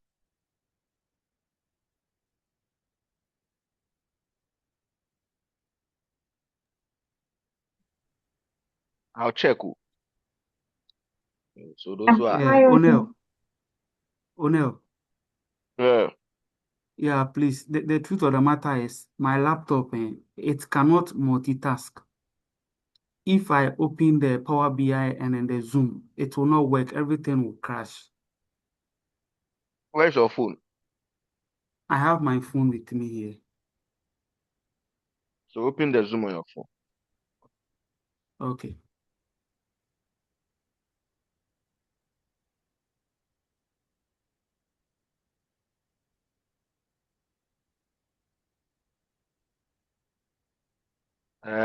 Somebody was coming to talk. Line chart. Just create a line chart.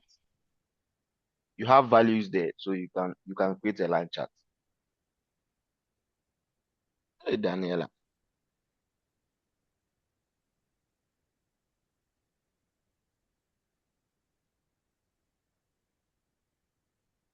So guys, where's Eugenia? Eugenia, you're on the call.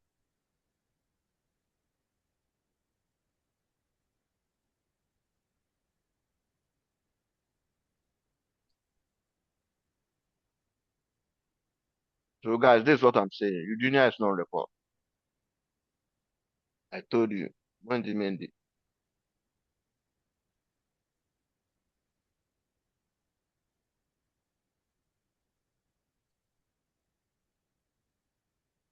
I know those who be absent. Yo, it's just one person who should be absent.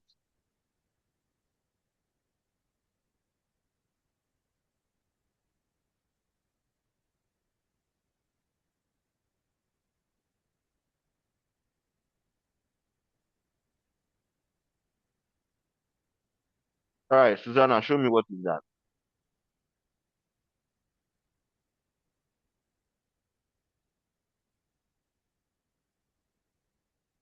Oh no, please, my PC was running slow, so I'm now doing it.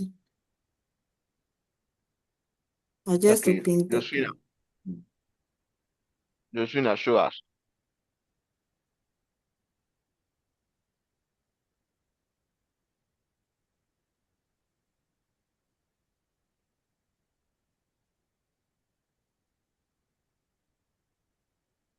Please, can you see my screen? Yeah.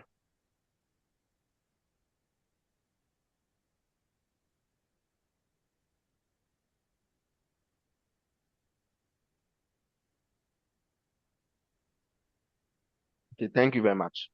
Barnabas.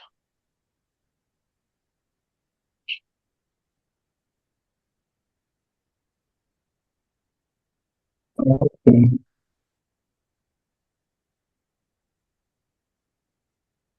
Did you say something? I couldn't hear you. Okay, yeah, sure.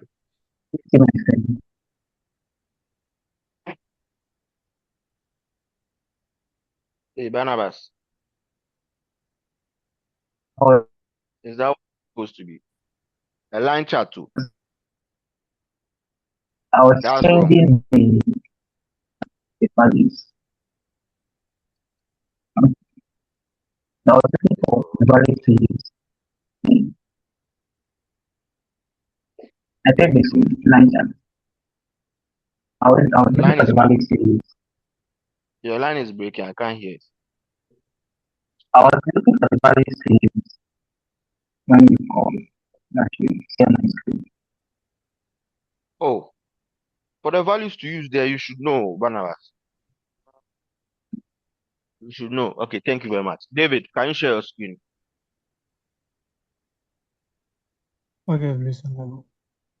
Please, I use my phone for the meeting, so I have to show my laptop.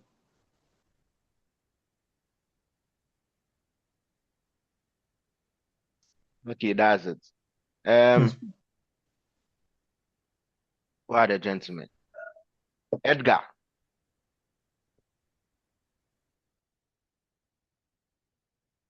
Anel,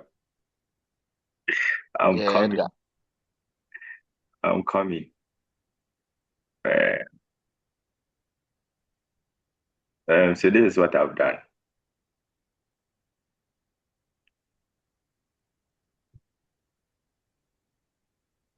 Hey, senior. Okay, okay. That's also cool. But why did you Why did I?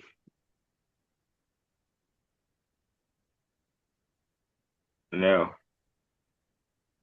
put your case on the line and let me see? Anywhere on the line. thank you. Okay, no. I want to see mountain here at least. Don't give me this one. But it's okay. Mike, That's also a lie. Don't worry. okay. All That's right, a lie. all right. Another gentleman.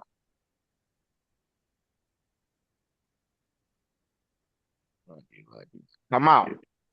Kuna u abeheti me stop lote again.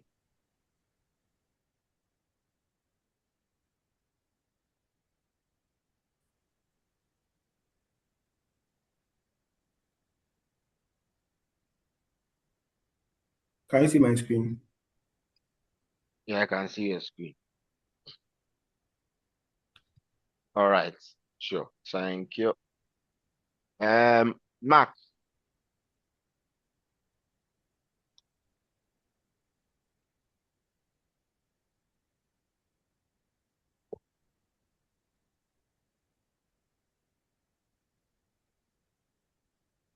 Okay. All right. Okay. So, guys, now we are going to learn forecasting. We are going to see where forecasting is. Nobody won the 500. Show you. So forecasting, when you have a line chart like this is where forecasting is. It's built in. So you can see here, forecasting under your format pane or in your format pane, you can see forecasting down here. You take it, then you see that it has given the forecast. And my destiny has changed to billions. Why has it changed to billions? So it is assuming that by 2020, the company will have what? A forecast, the middle forecast of what? 187 million 600 and what? 86,130.91 million. That is what is happening. So that's for and the upward bound, the lower bound. She's showing you all these things. So this is forecasting. So you can see 20 what 13 to 20. This is 2013 and this is 2014. That's where our data reaches. So because they've assumed that our data keeps rising as it goes on, then eventually 2024 you should have what? You should have more. Now, your forecast length, you see that it is what 2014 to what 2024 because it's 10. You can reduce it to maybe 4.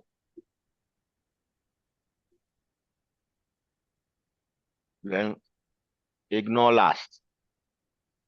So you can ignore last one or you can whatever. Seasonality.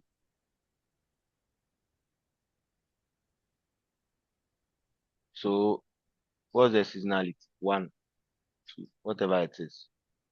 So you can see that it was at O2.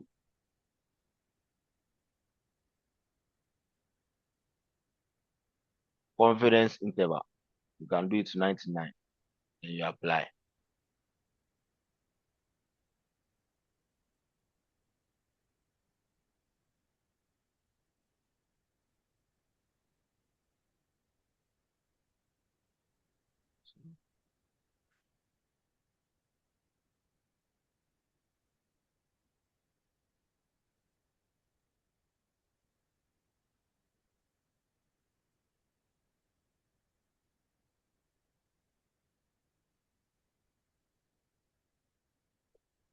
Why is it not applying? One.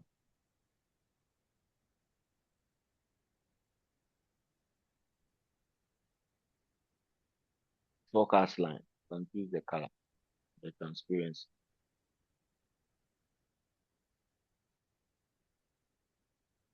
You can also choose the confidence lines, the confidence shade, the tooltip title. I don't know why it's not.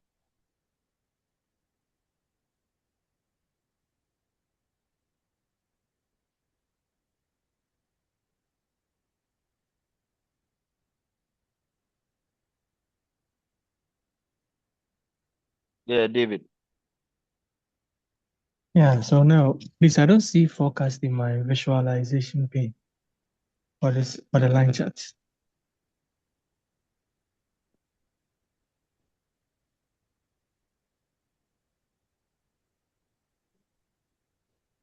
No, it's format, so it's not visualization. It's format pane. Oh, okay. Guys, this thing wants to play with me. I've changed everything. Mm.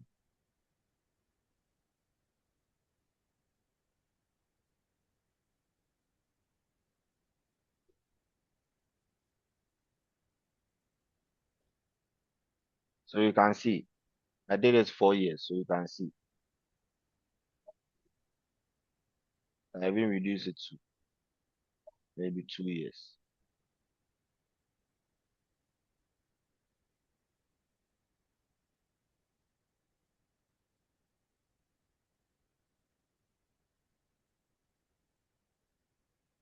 Then you can see the distance. Now, your forecast line, you can change the distance. The interpolation types, you can change it. Also, your confidence lines.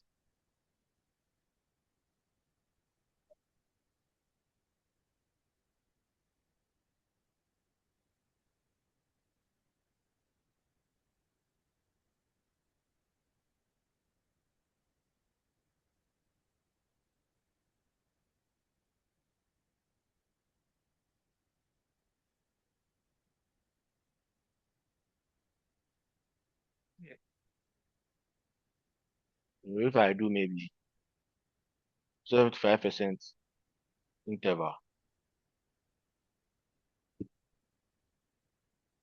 no, confidence interval.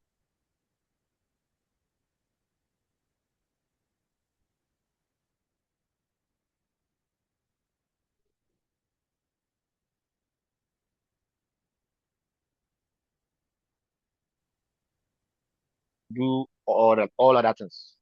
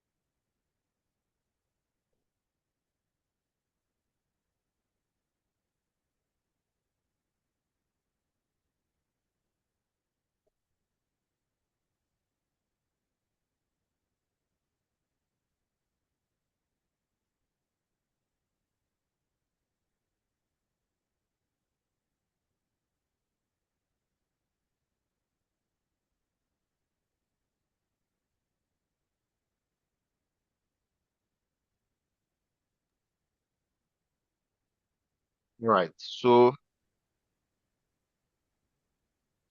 guys, that's it for forecasting. So this is how you can do forecasting in Power BI. So those who like to always do predictive analysis, you always want to think in the future. This is where you can get it. So a line chart, it also applies to uh, uh, it also applies to an area chart in a way, but you can see that for area charts, there's not even any forecasting thing. So more of the line chart. And for even the line chart, we also have a line stack that I want to know forecasting is inside. So you have to also check that one. So anywhere forecasting is more on the line chart. So forecasting is just on the line chart, as you just seen.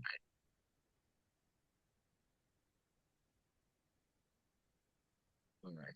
So that's forecasting. Now,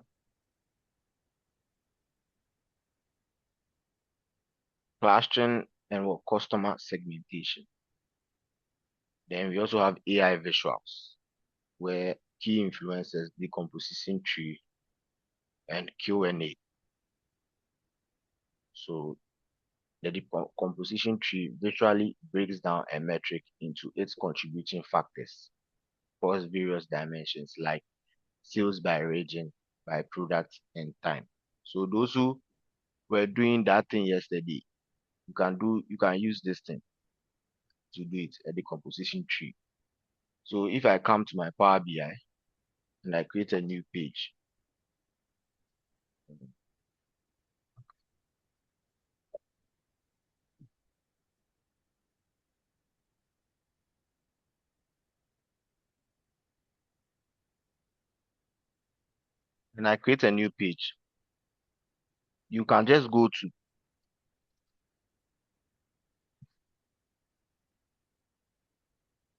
you can just go to the composition tree in your what build pay.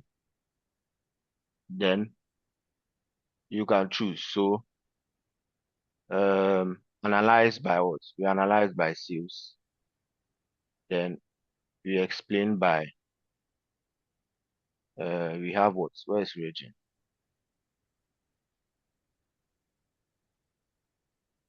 Maybe country.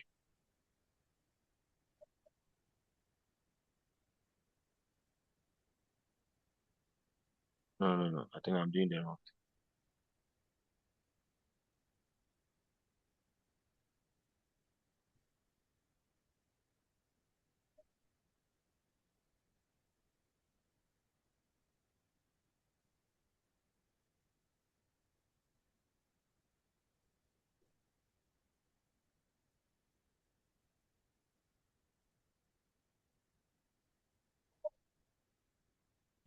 What again?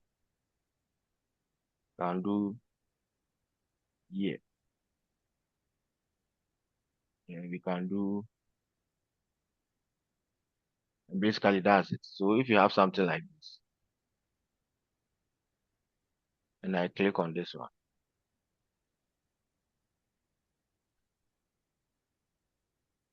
you can see 2013, 2014. Then in 2014, what's happening?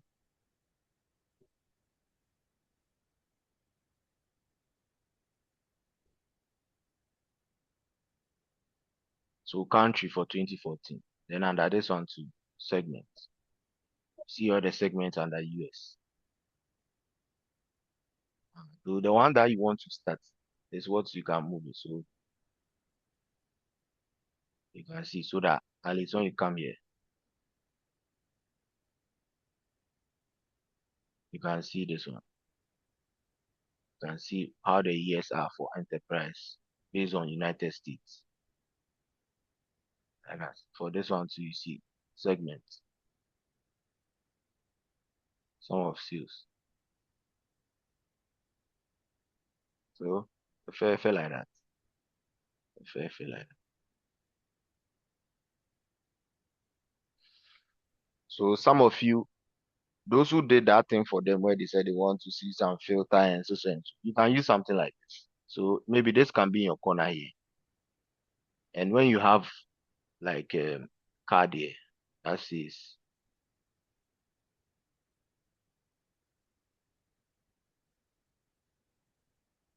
a card there that says maybe sales.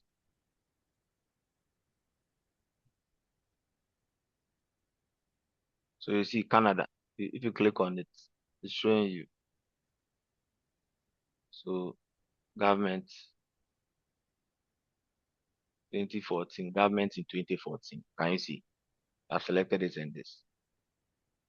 Or government in 2013. Small business. Small business 2014. This one. So nice. So nice. So what are we seeing? We are seeing Canada small business in 2013. This is the value. Guys, please, is it clear? Please, I have a question. Please ask. How did it open like this? I didn't see what you did. It will open. So I start again. The composition tree, I select it. Then what am I evaluating?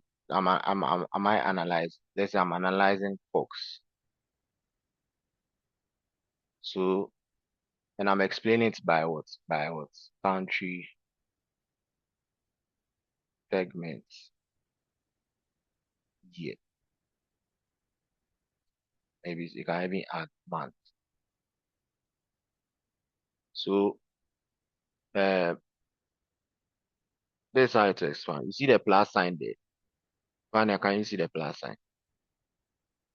Yes, I can see it.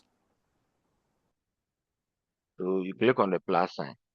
It says what? What do you want? The value high value or low value. I want you to go to what? Country. After country, I want you to go to segment. After segment, I want you to go to year. After year, I want you to go to month. So it has been created for you already. So you can move it. You can Oh, move. You can move. You can move. Like that. And this one, there's an arrow down because there are more months there. That's why. okay. Thank you. So somebody can put this one here. India. To bring your format pin. Uh,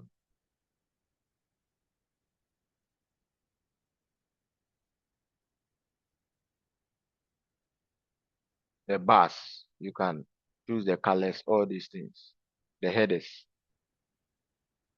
you can turn it off.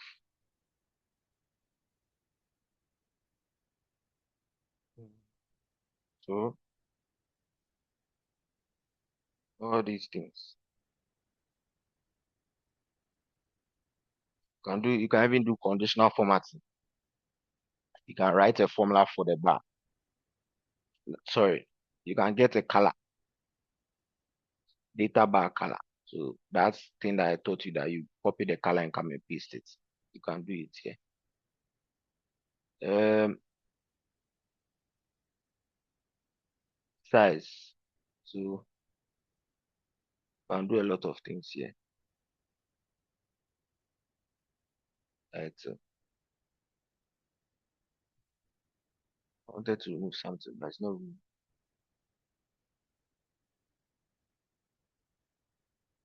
Analysis, absolute or relative.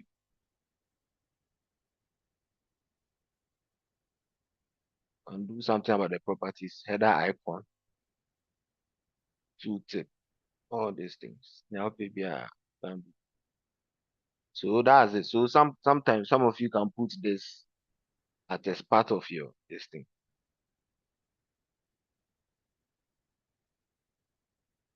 Something like this. You can lock the label. So country here I can lock it. So that it doesn't change. Segment doesn't change. So this is the only thing I can.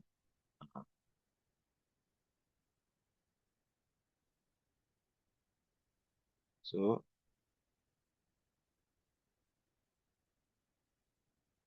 that's that for the composition tree.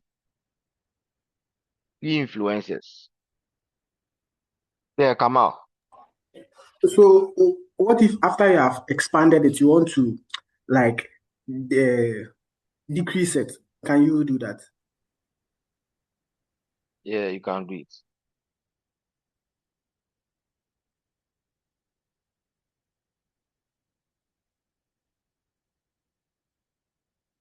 Have you seen?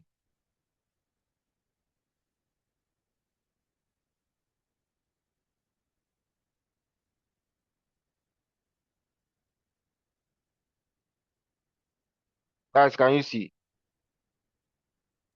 Yeah. Yeah. Kamal, did you see how I did it? Yes, yes, I saw how you did it. Oh, sure. So that's it. So, um,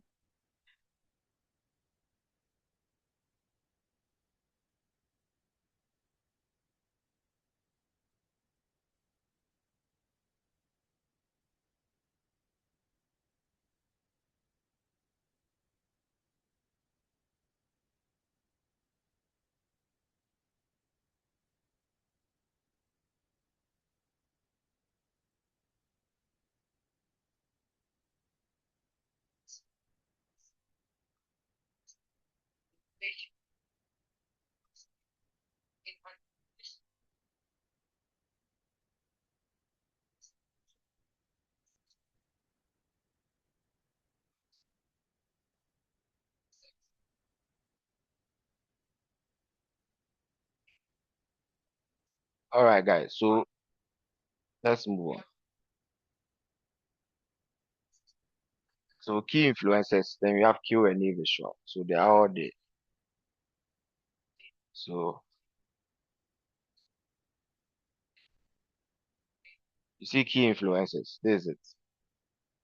We have narrative, goals, pigment, or so and so. If you click on, if I come to another page and I click on key influences,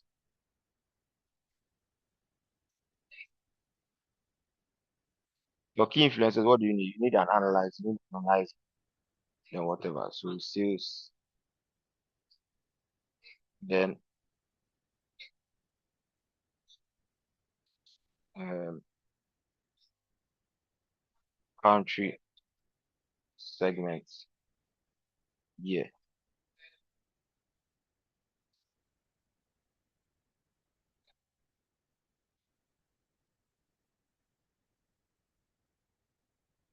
So there is it. So it says what? What influences sales to increase when the average sales increase by so and so. Segment is small business. So I can see small business. Look at the average. This is what? Average excluding selected. So only show the values that are influences. So you can see small business is the thing that is affecting the average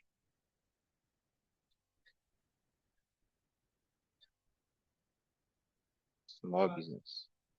Sales is more likely to increase when segment is small business than otherwise on average.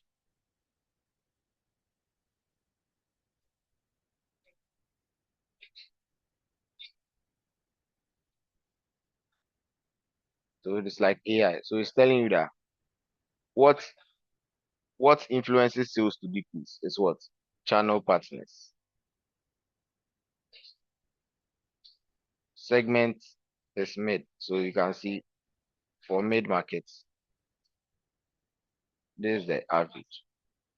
So Charlie.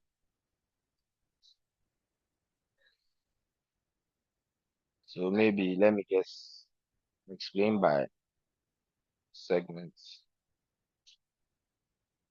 and expand by what country.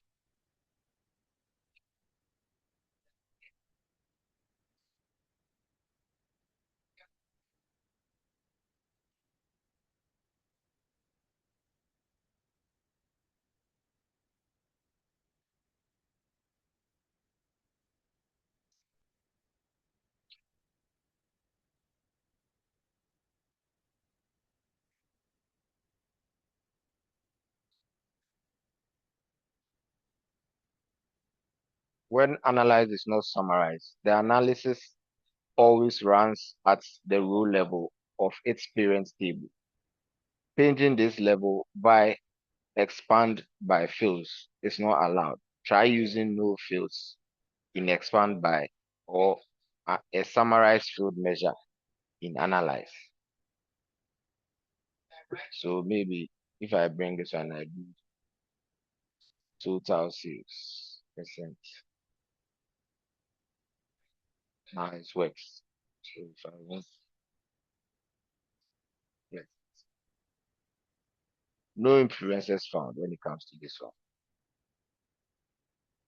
If I bring country, no influences. So you will determine what works. For this one, you can see what influences total sales percent to decrease. So guys, this is key influences. Now R and Python visual. So these ones, they are here. You can see Python, you can see R. So Python and Python script editor. Drag fields into the values area in the visualization pane to start scripting. So if I come to sales or data set pandas, so and so, box, country.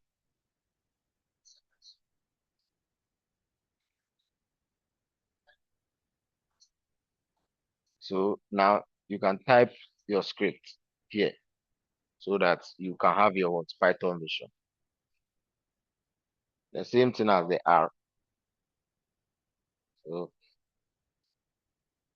guys, that's it. Now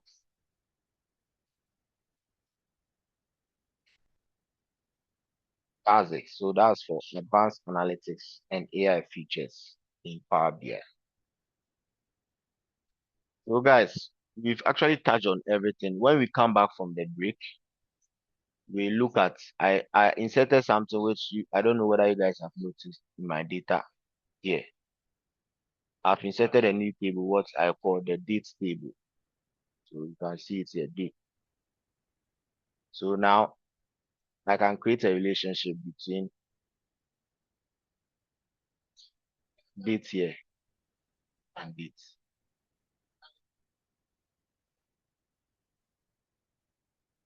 We created a date table. So when we come back from the long break, we look at how we create this date table. This is how it looks like. You can see with a lot of columns. So you have the date, the year, the month number, month name, month short, quarter number, week number, day of week, day number, year, month, is weekend, is today. Fair. All right. I'll see you. We are going for break now because I don't want to also flood your mind. So we come back at 1:18. So if no, it's a 1 hour break. So you let's come back at our normal times, 1:30. I'm giving you 11 minutes free. So break time now.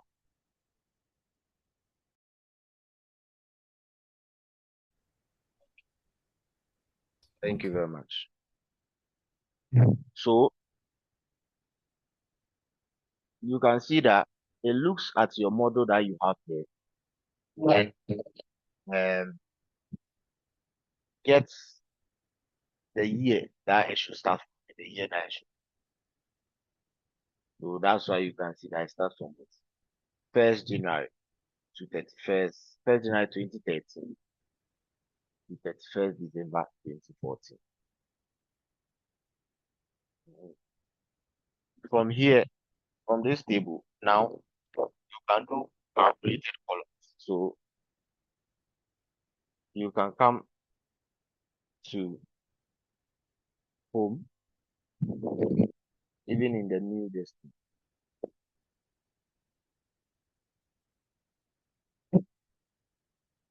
You can do new column. Then you can put in, you can write a formula for year, you can write a formula for months, you can write a formula for month number, day number, day name, all these things. You can write it. That's how. Or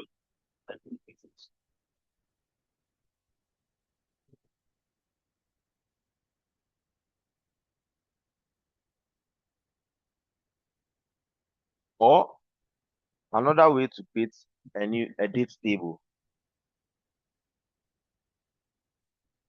is to what?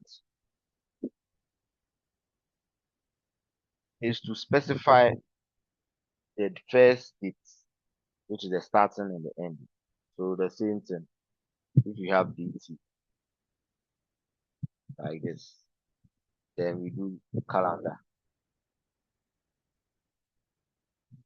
Then it is calendar. What does it? It needs two things to satisfy the function. It needs a start date and it needs an end date. So if I start a date of Gerald, when were you born? Don't give me the year if you don't want 24th us. February.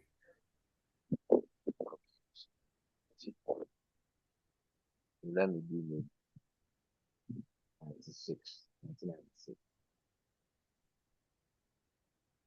And I do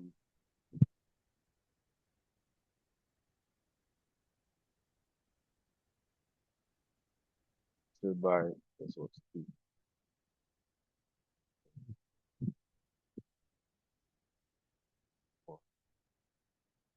Uh-huh. So you know with this one, I have to bring a function.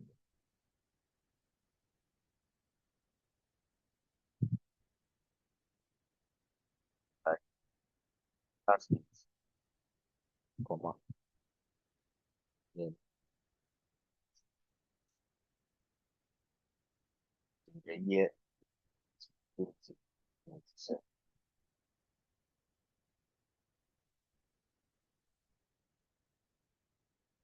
Of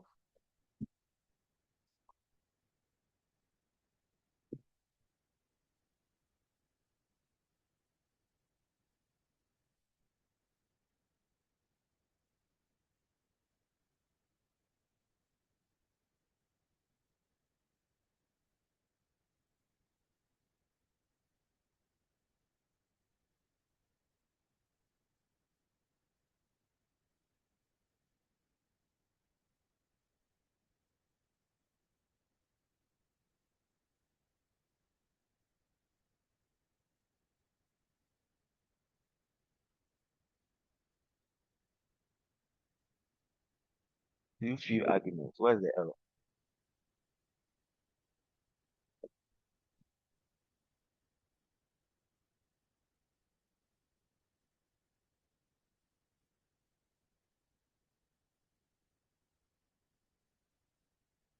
Yeah, the format I want to do two.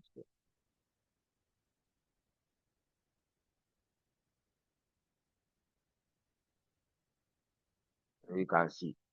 So now you can see 1996. Assume date of assume date of birth of Gerald. So December 2027. A wedding date. So you see.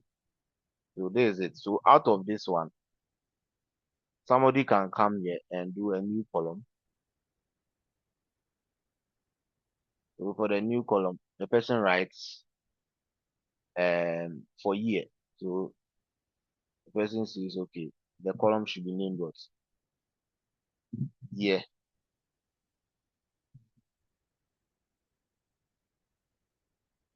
Then year again. Year as a function. So here you have to put the dates there. So okay, we want this one. So use the table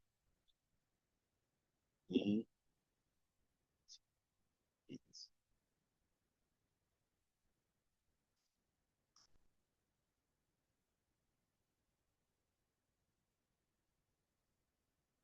guys, can you see?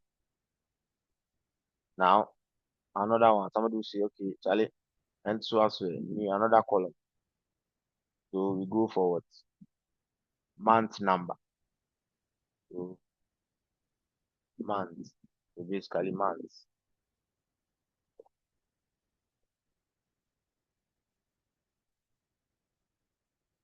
Somebody types up. Yes. Month again. Month as a function. And that one date.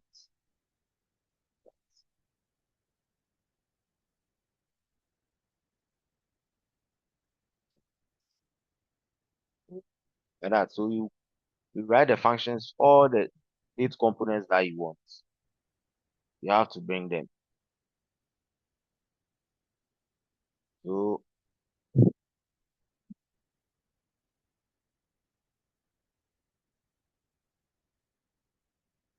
now let's say you want what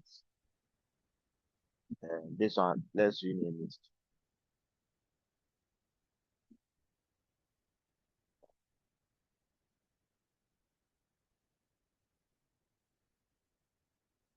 month number. So let's add another column. Month.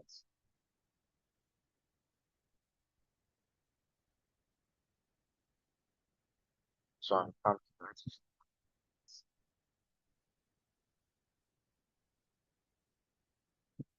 So the format, what does it mean?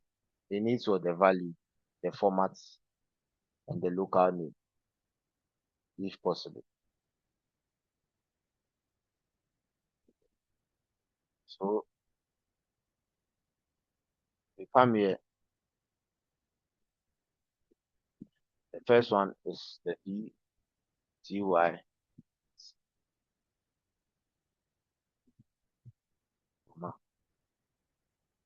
The format is what?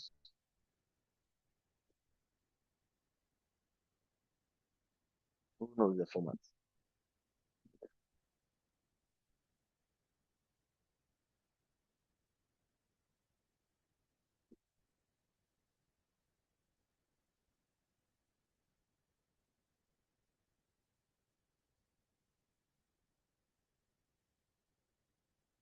Clear. The M I typed it 4 times.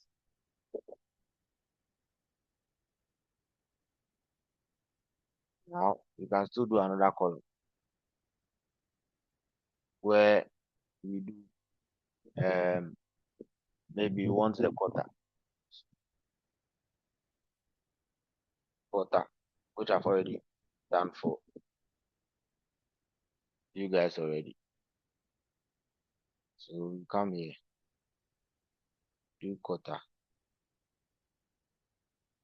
you do end.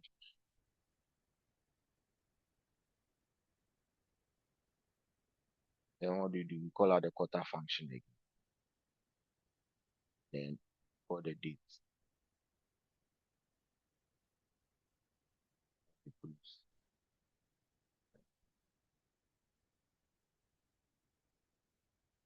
So that guys, this is the date table. But there's another way which Mariam would like so much. Very simple. You come here, you click transform, then you click transform data.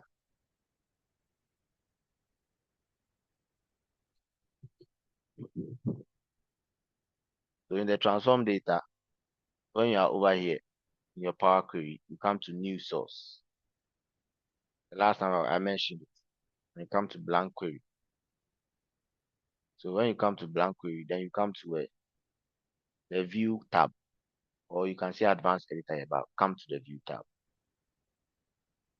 Then you click on what? So blank query gives you the name of the query here. So you see that's how I inserted the table that I told you about. Then you click advanced editor. So it's like a code. Clean everything here. Then you copy something there.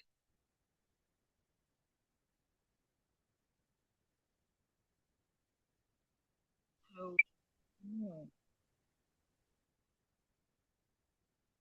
So you copy all these things. It's a code.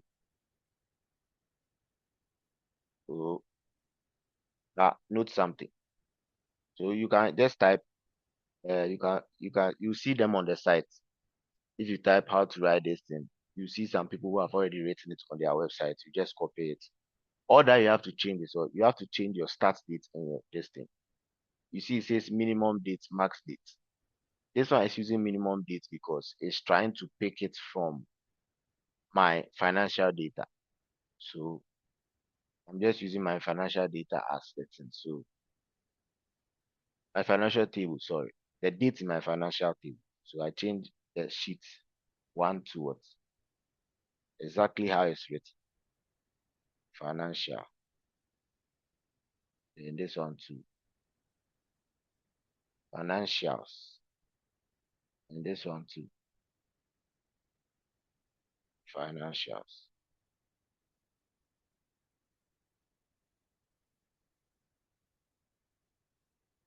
Like that. So that's it. Then you paste. So it's then when you click on done, it will create it for you. Then you rename this one. You understand what I'm saying? You rename to date, then you apply and load. So that's what I did. But there's also something. So if I come here, then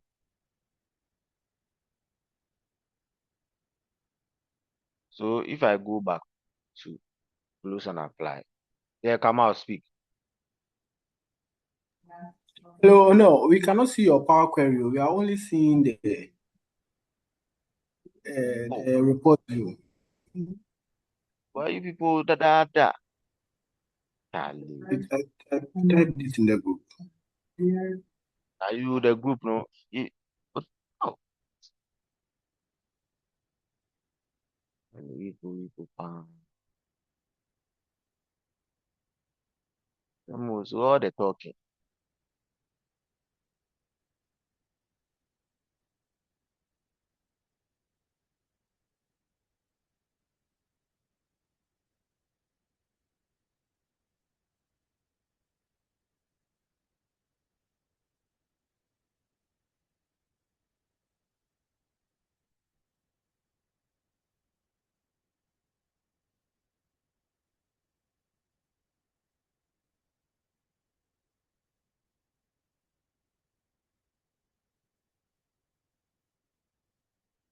So I'm saying that you come to transform in your home tab. Then you click on transform date. Then you go to um, source, new source. The new source, under new source you click on blank query. Then under blank query you go to view, the view tab. You click on advanced editor. Then you clean everything that is here. Then you paste your code.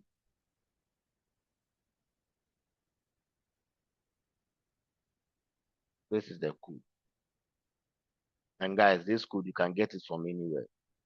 This code here I got it from ChatGPT. You can come to your website and you see this guy, his web's BI blog. He has it here. So you see his own. He has start date. He has end date. So you choose it. You can edit it for yourself. Then you are going.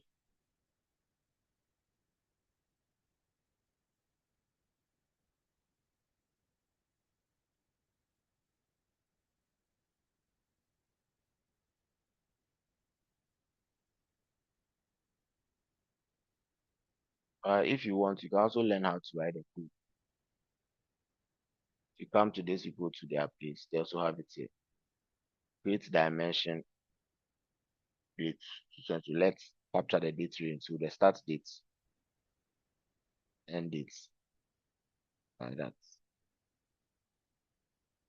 Then day of week. So even if I copy this ones,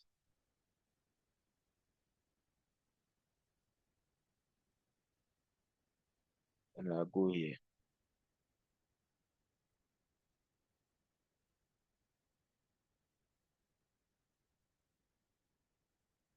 So this is it. I click on done. So done. It's telling me to specify my words. So if it's some people's code gives you an opportunity to specify. So I can come here and specify my start date. You can type it yourself.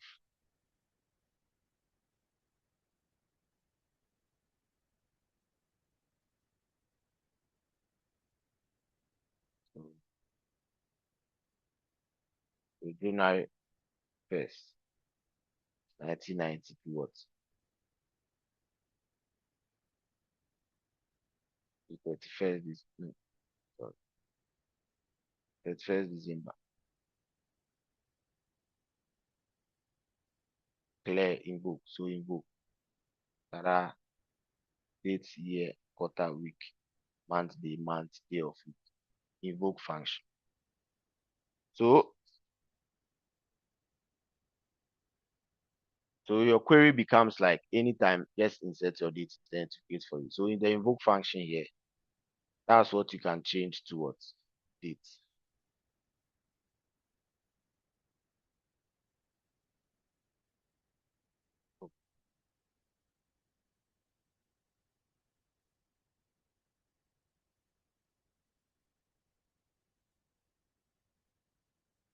So you see, it's already in my table, so I have to change it. So maybe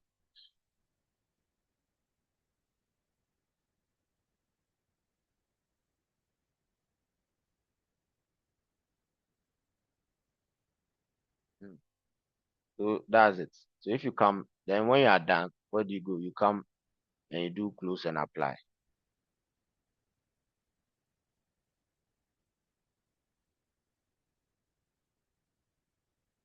So for close and apply, then in case you come to your model view, you see that this is it. These are my parameters that I created earlier on.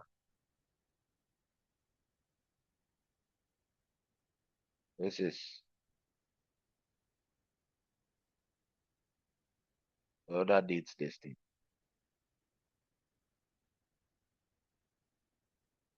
And this is the new table. So let me delete this.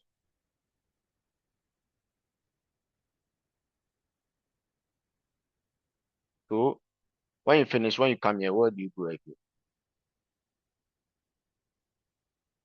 So in your model view here,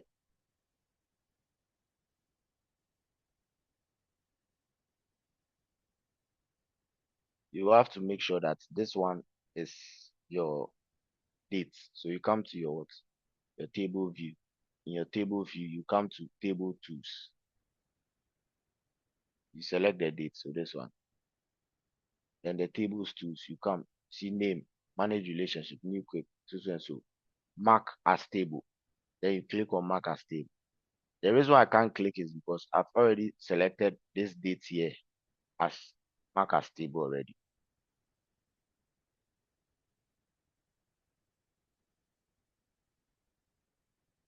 So guys, that's the way to create. So in your chat, I'm dropping the code for you. So it's more than the 10 code. And let me put it somewhere.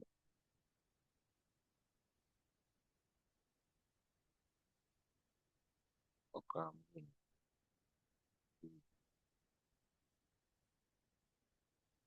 Hey, today nobody has typed in the group. Let's see it.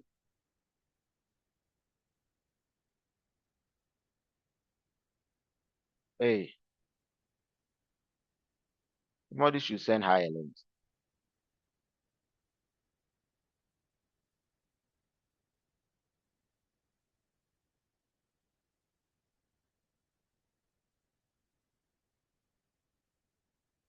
Yeah, so I've put it there.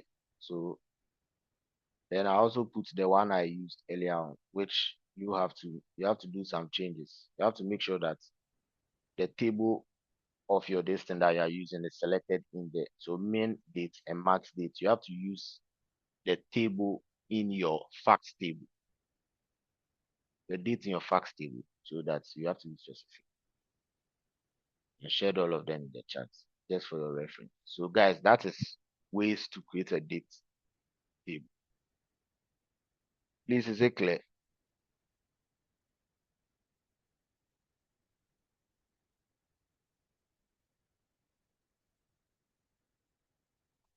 All right, now I'll move on. I'll not ask anybody personally. So now, that's that. So guys, what are we coming to do? We are coming to do everything that I've done. We are going to do it in groups. So guys, listen to what I'm saying. 1. Firstly, this chart is called what? You are going to create a bar chart and you are going to write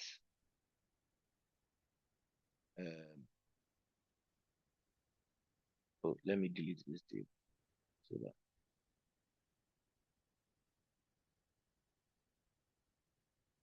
then you are going to do some KPI. So you can see government profits. So class, somebody, where is Abna? Is Abna here?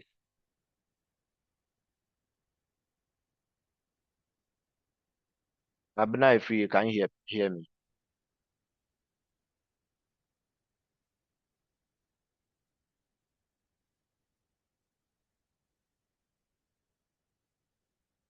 Guys, so can you see that if I say that some people are not on the call, I'm not lying because they will not turn their videos on.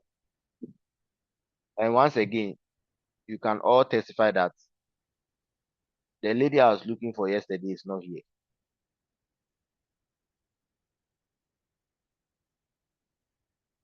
Eugenia. If she's here, she should prove me wrong.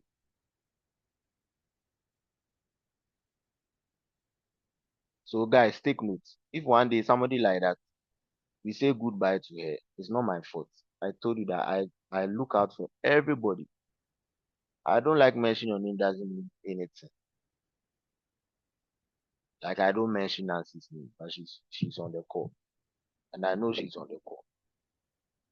Yes, I'm here. Oh, my network went off for a while, but I just joined.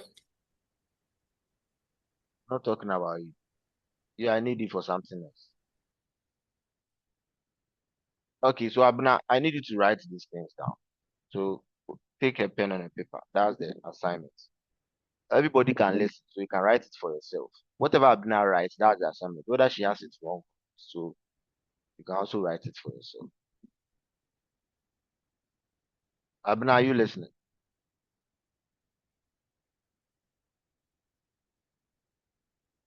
It's a network name. All right. Nancy, can you hear me? Yes, I can hear you. All right. So listen to me. So firstly, you are supposed to create some DAX function. So the first one is sales average per segment. Sales, then you create a DAX for number of transaction. You create another one for government profits. And you do for channel partners. You do channel partners profits. You do enterprise profits. You do mid-market profits. You do small business profits. Then you come to sales. You write a DAX for what? Government sales, channel partner sales, enterprise sales, mid-market sales, small business sales. Guys, I'll forget. So if you don't write, I can't go back to what I said. That's why I'm letting somebody write. This is coming straight from my head. Now, you have to do calculated columns for profit status and quarter. You've forgotten the profit status. That's when I did the ifs. So if financial this is equal to this. Like when we're doing the this thing, the furniture. When we're doing the table, sorry, in Excel, a student and you are giving them excellent so and so that type that way, that same thing. Then you also have to write a DAX for total sales percentage. Now, when you are done, you do a bar chart, something like this. That is what the segments or the profits by segment, profit status by segment, and what profit status, which means that profit status, I want to see break even, loss, like something like this. Then when you are done, you can, okay, no, that's this for now. Now, when you are done, now you create parameters.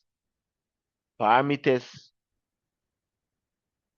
you can choose whether you want 0 to 30, 0 to 50 percentage wise. Basically, numerical value parameters. Then you are going to create it to adjust the sales. No, sorry, to adjust the what? The COGS, which is COGS, cost of goods sold, not sales. So what are you going to show me? You are going to have it like this, like how I have it here. So it's just going to be COGS percentage increase, the adjusted sales, and like that. So it means that in your COGS percentage increase table, you are supposed to have a measure called adjusted COGS. Look at my screen. I'm putting it on. Like how I have adjusted sales. You are going to have adjusted COGS. Like this. So when you are done, now you create visuals for me from what you have done. So I want to see key influences. I want to see the composition tree. I want to see a line chart and give me some forecast. Can you see my forecast here? Fair. So you can see this one is what? Is the 75,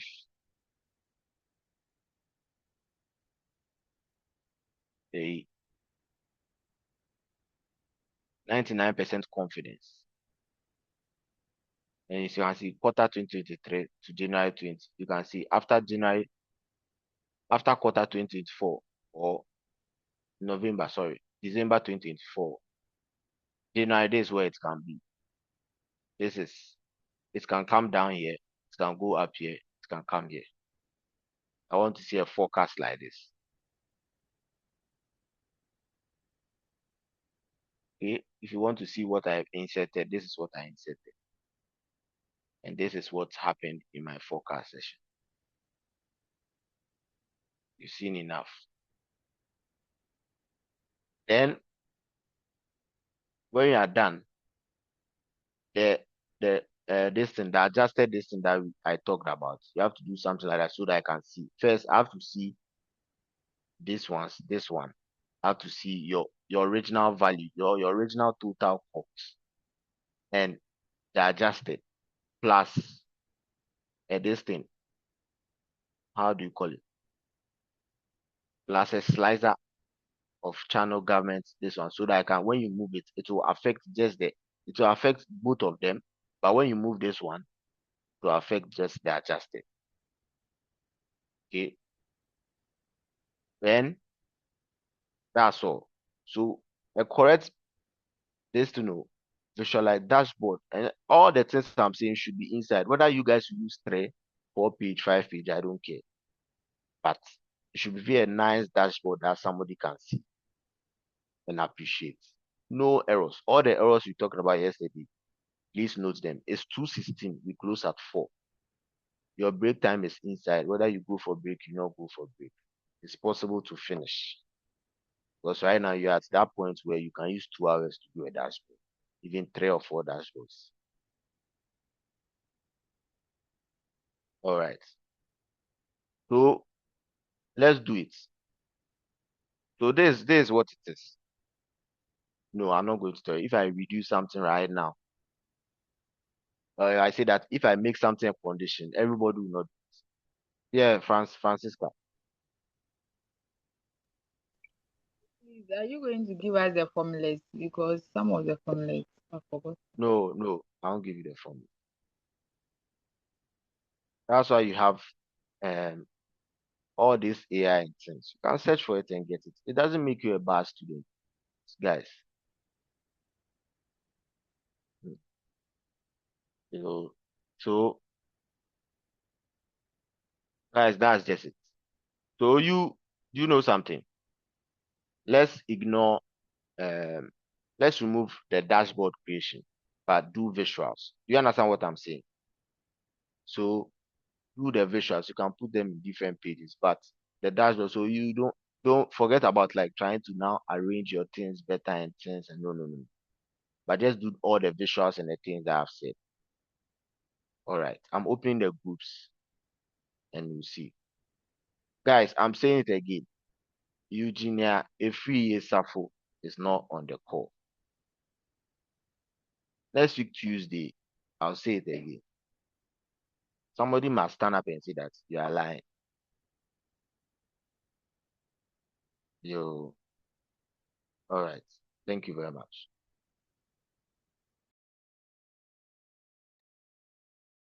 So I'm opening the breakout rooms. Is Abraham Tete here? Abraham, are you on the call? The guy who just joined us too is not on the call. Yeah, Francisca. Uh, Nancy should put the work in the group and because I didn't hear some. No problem. And guys, no groups. You don't have a right to miss something and come and tell me that you didn't hear. That's why I told you that. Although Nancy is writing, write for yourself. You may have forgotten. So the rooms have been open. Please join your rooms. Rooms is the same as group.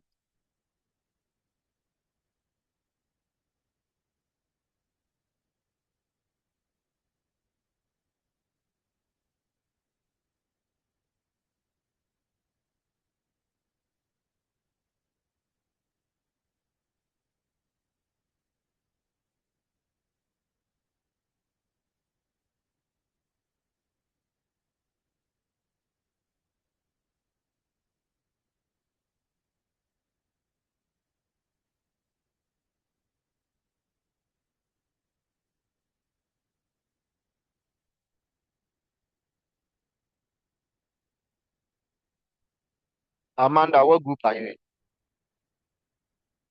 Edgar, what group are you in? Mark, why have you not joined your group? O'Neill, I'm in group 5. Sorry, I didn't know we're joining the breakout rooms. You are joining now. Please join. Mark, why have you not joined?